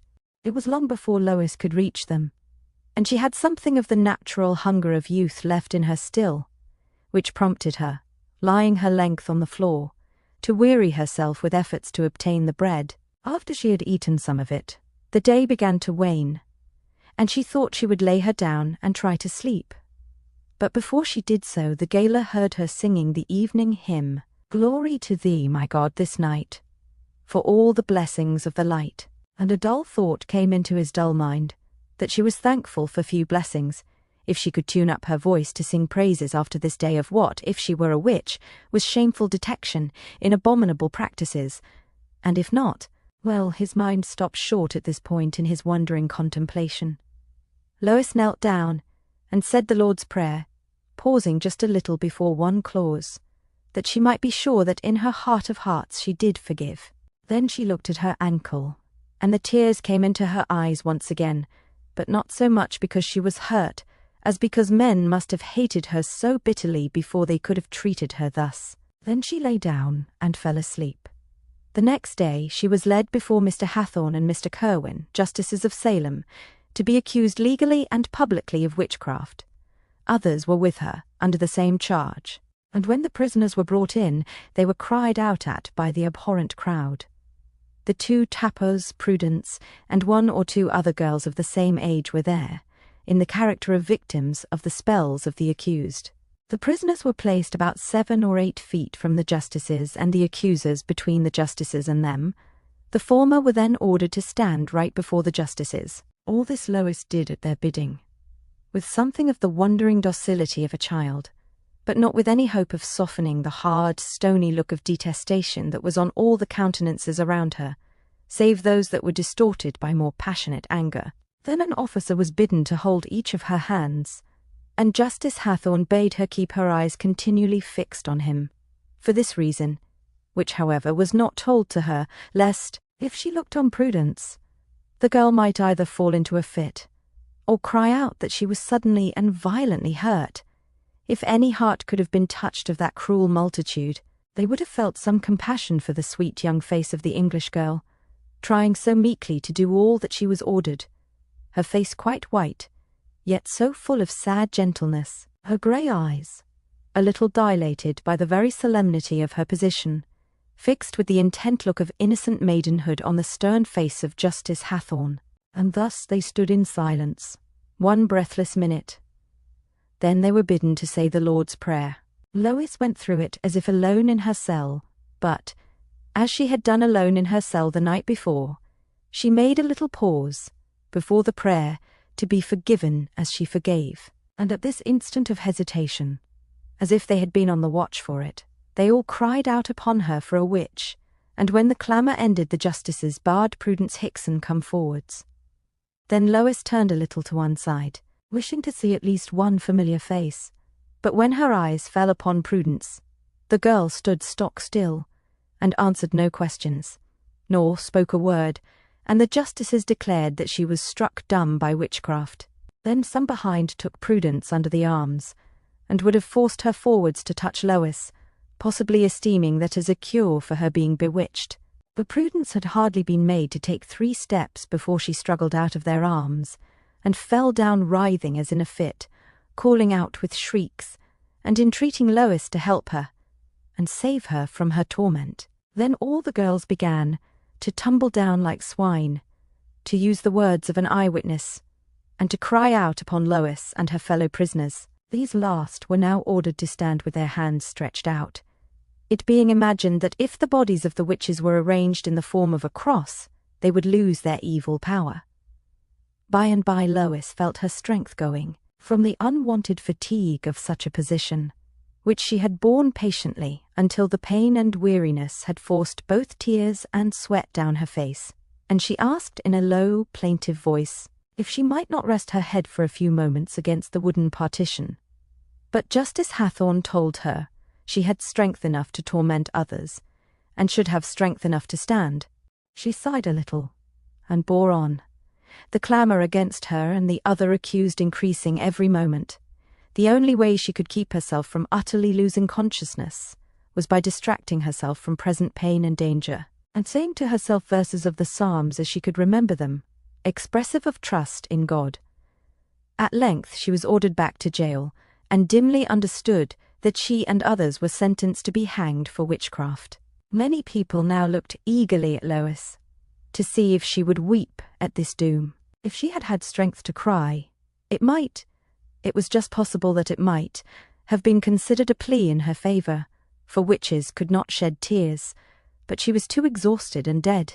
All she wanted was to lie down once more on her prison bed, out of the reach of men's cries of abhorrence, and out of shot of their cruel eyes. So they led her back to prison, speechless and tearless, but rest gave her back her power of thought and suffering. Was it indeed true that she was to die? She, Lois Barclay, only 18, so well, so young, so full of love and hope as she had been, till but these little days past. What would they think of it at home? Real, dear home at Barford, in England? There they had loved her, there she had gone about, singing and rejoicing all the day long in the pleasant meadows by the Avon side. Oh, why did father and mother die, and leave her their bidding to come here to this cruel New England shore, where no one had wanted her, no one had cared for her, and where now they were going to put her to a shameful death as a witch, and there would be no one to send kindly messages by to those she should never see more. Never more. Young Lucy was living, and joyful, probably thinking of her, and of his declared intention of coming to fetch her home to be his wife this very spring. Possibly he had forgotten her. No one knew. A week before, she would have been indignant at her own distrust in thinking for a minute that he could forget. Now she doubted all men's goodness for a time, for those around her were deadly and cruel and relentless. Then she turned round and beat herself with angry blows, to speak in images, for ever doubting her lover. Oh, if she were but with him! Oh, if she might but be with him! He would not let her die, but would hide her in his bosom from the wrath of this people, and carry her back to the old home at Barford. And he might even now be sailing on the wide blue sea, coming nearer, nearer every moment, and yet be too late after all. So the thoughts chased each other through her head all that feverish night, till she clung almost deliriously to life, and wildly prayed that she might not die, at least, not just yet, and she so young. Pastor Tapau and certain elders roused her up from a heavy sleep, late on the morning of the following day. All night long she had trembled and cried, till morning had come peering in through the square grating up above. It soothed her, and she fell asleep, to be awakened, as I have said, by Pastor Tapau. "Arise," said he, scrupling to touch her, from his superstitious idea of her evil powers. "It is noonday. Where am I?" said she, bewildered at this unusual wakening, and the array of severe faces all gazing upon her with reprobation. "You are in Salem jail, condemned for a witch." "Alas, I had forgotten for an instant," said she, dropping her head upon her breast.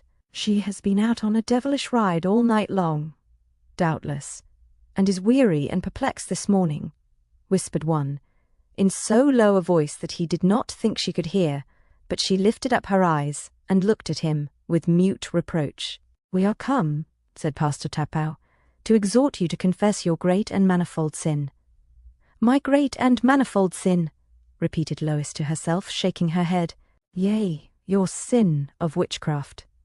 If you will confess, There may yet be balm in Gilead. One of the elders, struck with pity at the young girl's wan, shrunken look, said, "If she confessed, and repented, and did penance, possibly her life might yet be spared." A sudden flash of light came into her sunk, dulled eye. Might she yet live? Was it yet in her power? Why, no one knew how soon Ralph Lucy might be here, to take her away forever into the peace of a new home. Life! Oh, then, all hope was not over. Perhaps she might still live, and not die. Yet the truth came once more out of her lips, almost without any exercise of her will. "I am not a witch," she said. Then Pastor Tapau blindfolded her, all unresisting, but with languid wonder in her heart as to what was to come next. She heard people enter the dungeon softly, and heard whispering voices.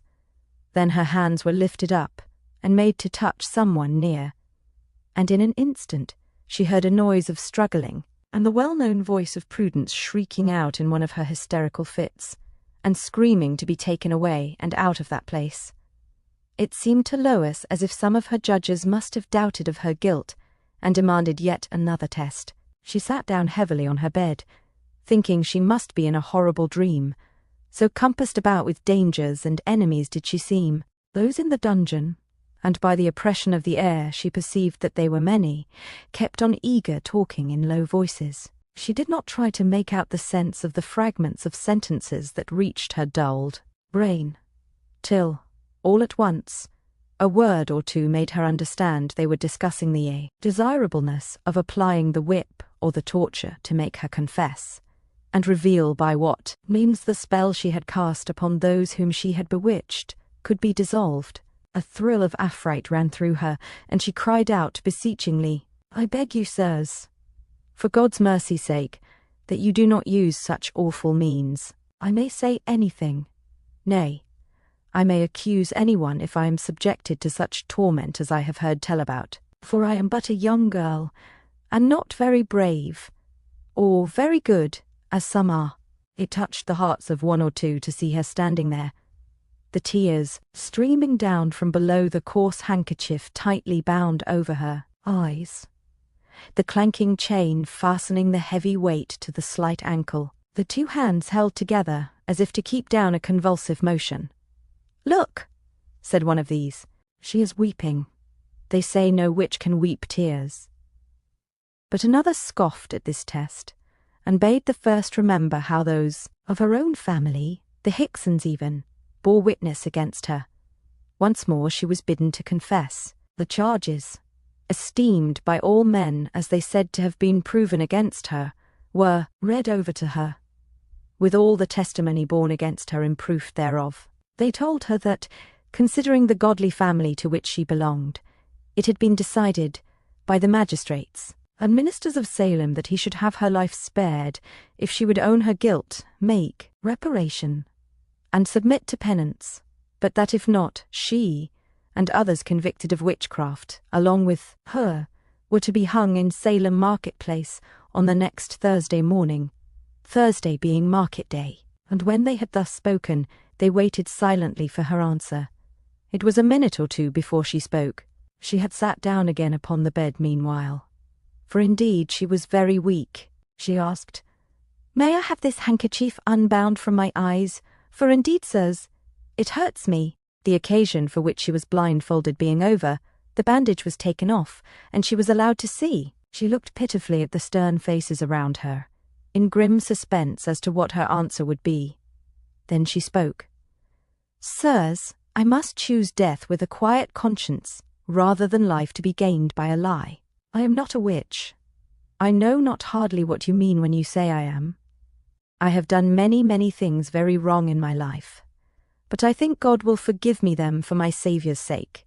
"Take not his name on your wicked lips," said Pastor Tapau, enraged at her resolution of not confessing, and scarcely able to keep himself from striking her. She saw the desire he had, and shrank away in timid fear. Then Justice Hathorne solemnly read the legal condemnation of Lois Barclay to death by hanging as a convicted witch. She murmured something which nobody heard fully, but which sounded like a prayer for pity and compassion on her tender years and friendless estate. Then they left her to all the horrors of that solitary, loathsome dungeon, and the strange terror of approaching death.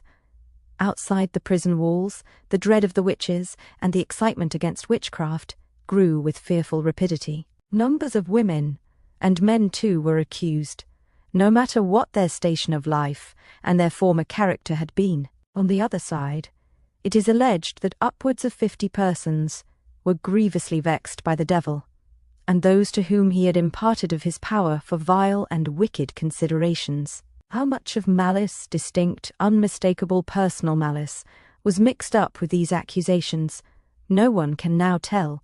The dire statistics of this time tell us that 55 escaped death by confessing themselves guilty, 150 were in prison, more than 200 accused, and upwards of 20 suffered death, among whom was the minister I have called Nolan, who was traditionally esteemed to have suffered through hatred of his co-pastor. One old man, scorning the accusation and refusing to plead at his trial, was, according to the law, pressed to death for his contumacy. Nay, even dogs were accused of witchcraft, suffered the legal penalties, and are recorded among the subjects of capital punishment. One young man found means to effect his mother's escape from confinement, fled with her on horseback, and secreted her in the blueberry swamp not far from Tapley's Brook. In the great pasture, he concealed her here in a wigwam, which he built for her shelter, provided her with food and clothing, and comforted and sustained her until after the delusion had passed away. The poor creature must, however, have suffered dreadfully, for one of her arms was fractured in the all but desperate effort of getting her out of prison. But there was no one to try and save Lois. Grace Hickson would fain have ignored her altogether. Such a taint did witchcraft bring upon a whole family that generations of blameless life were not at that day esteemed sufficient to wash it out. Besides, you must remember that Grace, along with most people of her time, believed most firmly in the reality of the crime of witchcraft. Poor, forsaken Lois believed in it herself, and it added to her terror. For the gaoler, in an unusually communicative mood, told her that nearly every cell was now full of witches, and it was possible he might have to put one, if more came, in with her. Lois knew that she was no witch herself, but not the less did she believe that the crime was abroad, and largely shared in by evil-minded persons who had chosen to give up their souls to Satan, and she shuddered with terror at what the jailer said, and would have asked him to spare her this companionship if it were possible, but somehow her senses were leaving her, and she could not remember the right words in which to form her request until he had left the place. The only person who yearned after Lois, who would have befriended her if he could, was Manasseh, poor, mad Manasseh. But he was so wild and outrageous in his talk that it was all his mother could do to keep his state concealed from public observation. She had for this purpose given him a sleeping potion, and, while he lay heavy and inert under the influence of the poppy tea, his mother bound him with cords to the ponderous, antique bed in which he slept. She looked broken-hearted while she did this office, and thus acknowledged the degradation of her firstborn, him of whom she had ever been so proud. Late that evening, Grace Hickson stood in Lois's cell, hooded and cloaked up to her eyes. Lois was sitting quite still, playing idly with a bit of string which one of the magistrates had dropped out of his pocket that morning. Her aunt was standing by her for an instant or two in silence, before Lois seemed aware of her presence. Suddenly she looked up, and uttered a little cry, shrinking away from the dark figure. Then, as if her cry had loosened Grace's tongue, she began, "Lois Barclay, did I ever do you any harm?" Grace did not know how often her want of loving kindness had pierced the tender heart of the stranger under her roof, nor did Lois remember it against her now. Instead, Lois's memory was filled with grateful thoughts of how much that might have been left undone by a less conscientious person.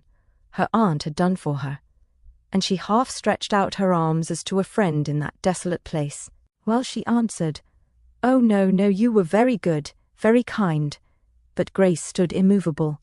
"I did you no harm, although I never rightly knew why you came to us."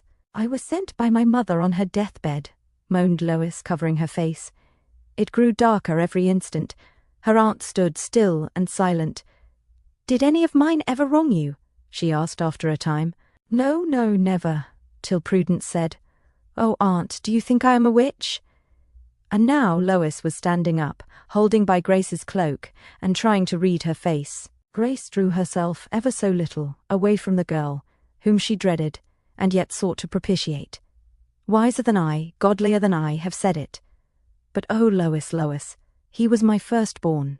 Loose him from the demon, for the sake of him whose name I dare not name in this terrible building, filled with them who have renounced the hopes of their baptism.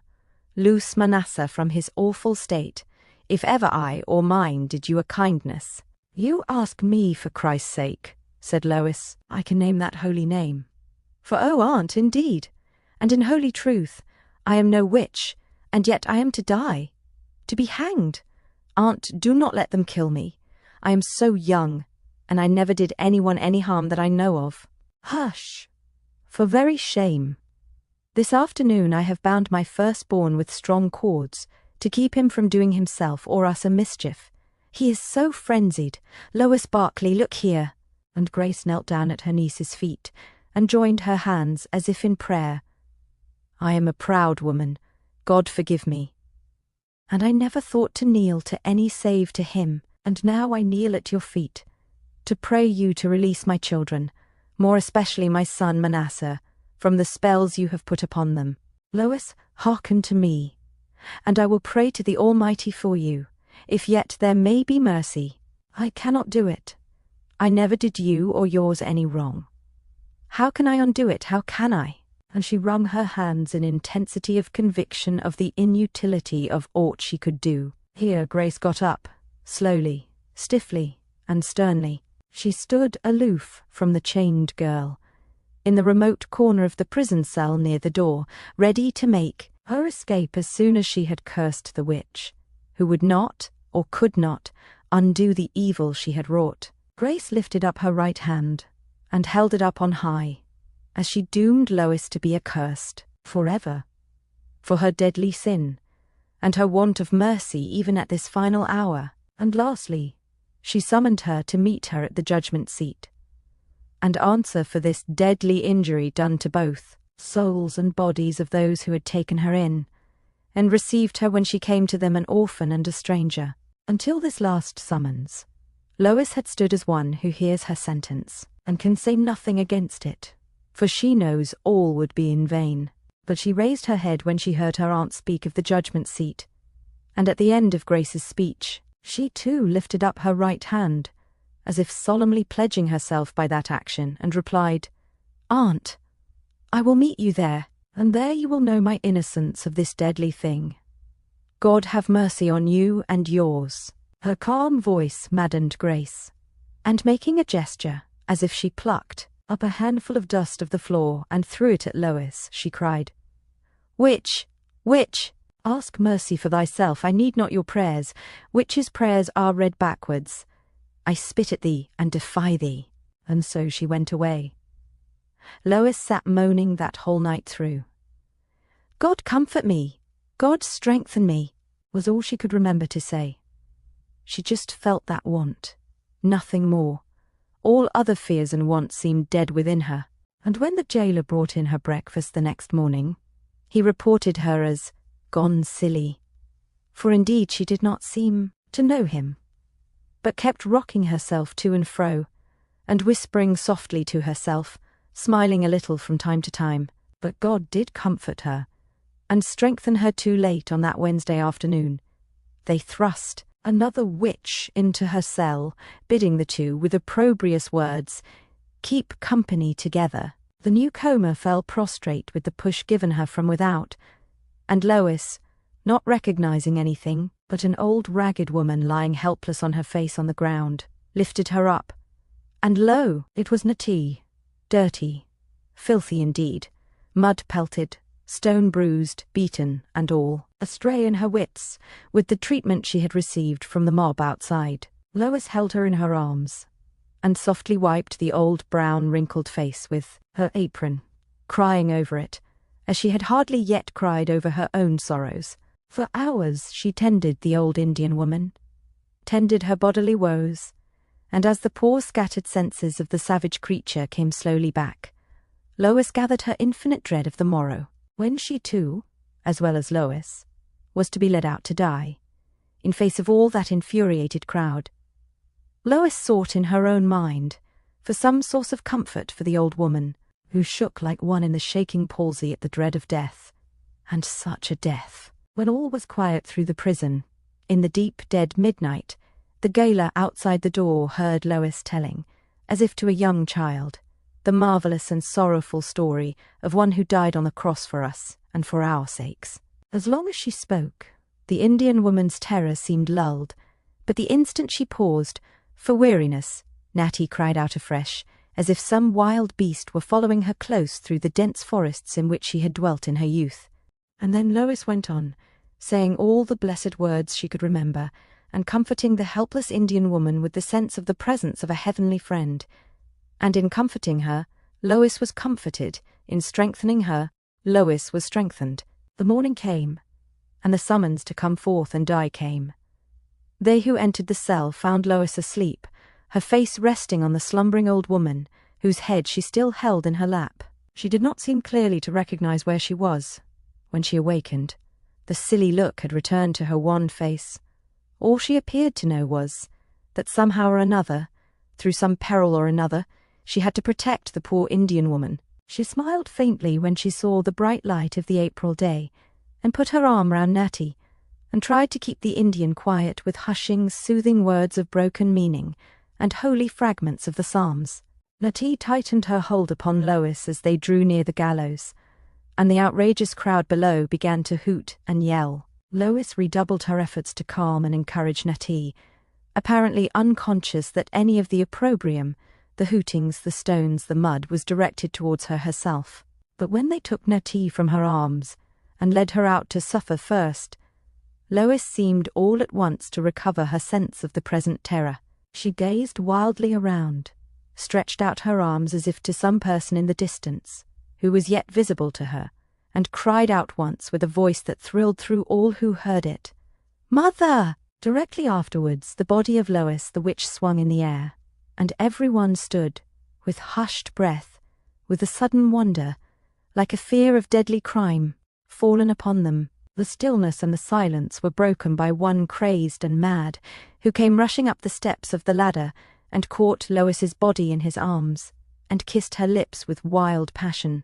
And then, as if it were true what the people believed, that he was possessed by a demon, he sprang down, and rushed through the crowd, out of the bounds of the city, and into the dark, dense forest. And Manasseh Hickson was no more seen of Christian man. The people of Salem had awakened from their frightful delusion before the autumn, when Captain Holderness and Ralph Lucy came to find out Lois, and bring her home to peaceful Barford, in the pleasant country of England. Instead, they led them to the grassy grave where she lay at rest, done to death by mistaken men. Ralph Lucy shook the dust off his feet in quitting Salem, with a heavy, heavy heart, and lived a bachelor all his life long for her sake. Long years afterwards, Captain Holderness sought him out, to tell him some news that he thought might interest the grave miller of the Avonside.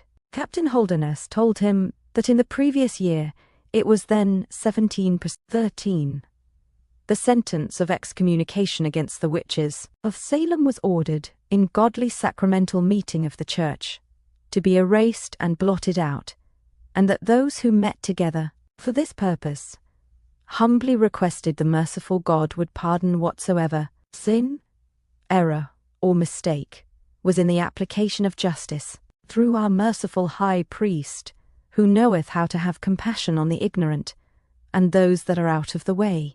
He also said that Prudence Hickson, now woman grown, had made a most touching and pungent declaration of sorrow and repentance before the whole church, for the false and mistaken testimony she had given in several instances, among which she particularly mentioned that of her cousin Lois Barclay, to all which Ralph Lucy only answered, "No repentance of theirs can bring her back to life." Then Captain Holderness took out a paper, and read the following humble and solemn declaration of regret on the part of those who signed it, among whom Grace Hickson was one.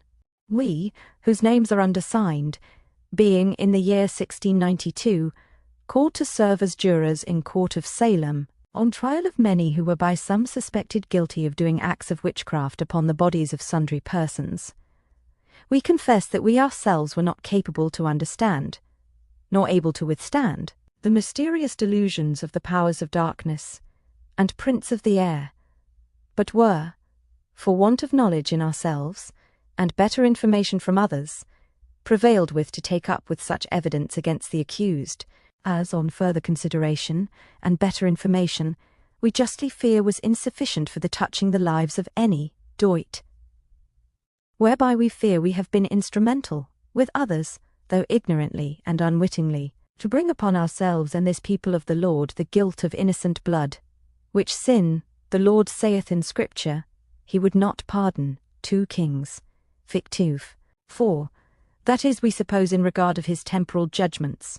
We do therefore signify to all in general, and to the surviving sufferers in special, our deep sense of, and sorrow for, our errors, in acting on such evidence to the condemning of any person, and do hereby declare that we justly fear that we were sadly deluded and mistaken, for which we are much disquieted and distressed in our minds, and do therefore humbly beg forgiveness, first of God for Christ's sake, for this our error, and pray that God would not impute the guilt of it to ourselves nor others. And we also pray that we may be considered candidly and aright by the living sufferers, as being then under the power of a strong and utterly unacquainted with general delusion, and not experienced matters of that nature. We do heartily ask forgiveness of you all. We do heartily ask forgiveness offended, whom we have justly offended to our present minds. According to our present minds, we would, on such grounds, none of us do such things again on such grounds, praying you to accept of this in way of satisfaction for our offense, that you would bless the inheritance of the Lord, that he may be entreated for the inheritance of the Lord. Foreman, Thomas Fisk, may be entreated for the land. To the reading of this paper, Thomas Fisk, Ralph Lucy made no reply. To the reading of this paper, Ralph Lucy even made no reply than before. All their repentance will avail nothing to my Lois, nor will it bring back her life, nor will it bring. Then Captain Holderness spoke once more. Then Captain Holderness said that on the day of the general fast, and said that on the day of to be held all through New England, appointed to be held when the meeting houses were crowded. When the meeting houses were crowded, with white hair, an old stood man up in the place in which he was accustomed to worship, handed up into the pulpit, and had a written confession to the pulpit, which he had once or twice essayed, which he had read for himself, twice essayed, acknowledging his great and grievous error in the matter of the witches of Salem, and praying for the forgiveness of God and of his people, forgiveness of God, ending with an entreaty that all then present would join with him in prayer, then present would join with him in prayer, might not bring down the displeasure of the Most High upon his country, his family, his country, or himself. That old man, family, was no other than Justice Sewell. That old man remained standing all the time that his confession was read, remained standing all the time that his confession was read. The good and gracious God be pleased to save New England and me and my family. And gracious God, and then it came out, be pleased to save New England. Judge Sewell had my family today for humiliation, and then it came out that for years past, Judge Sewell had set in his mind a sense of humiliation and sorrow for the part he had borne in these trials, his mind a sense of repentance and solemn anniversary for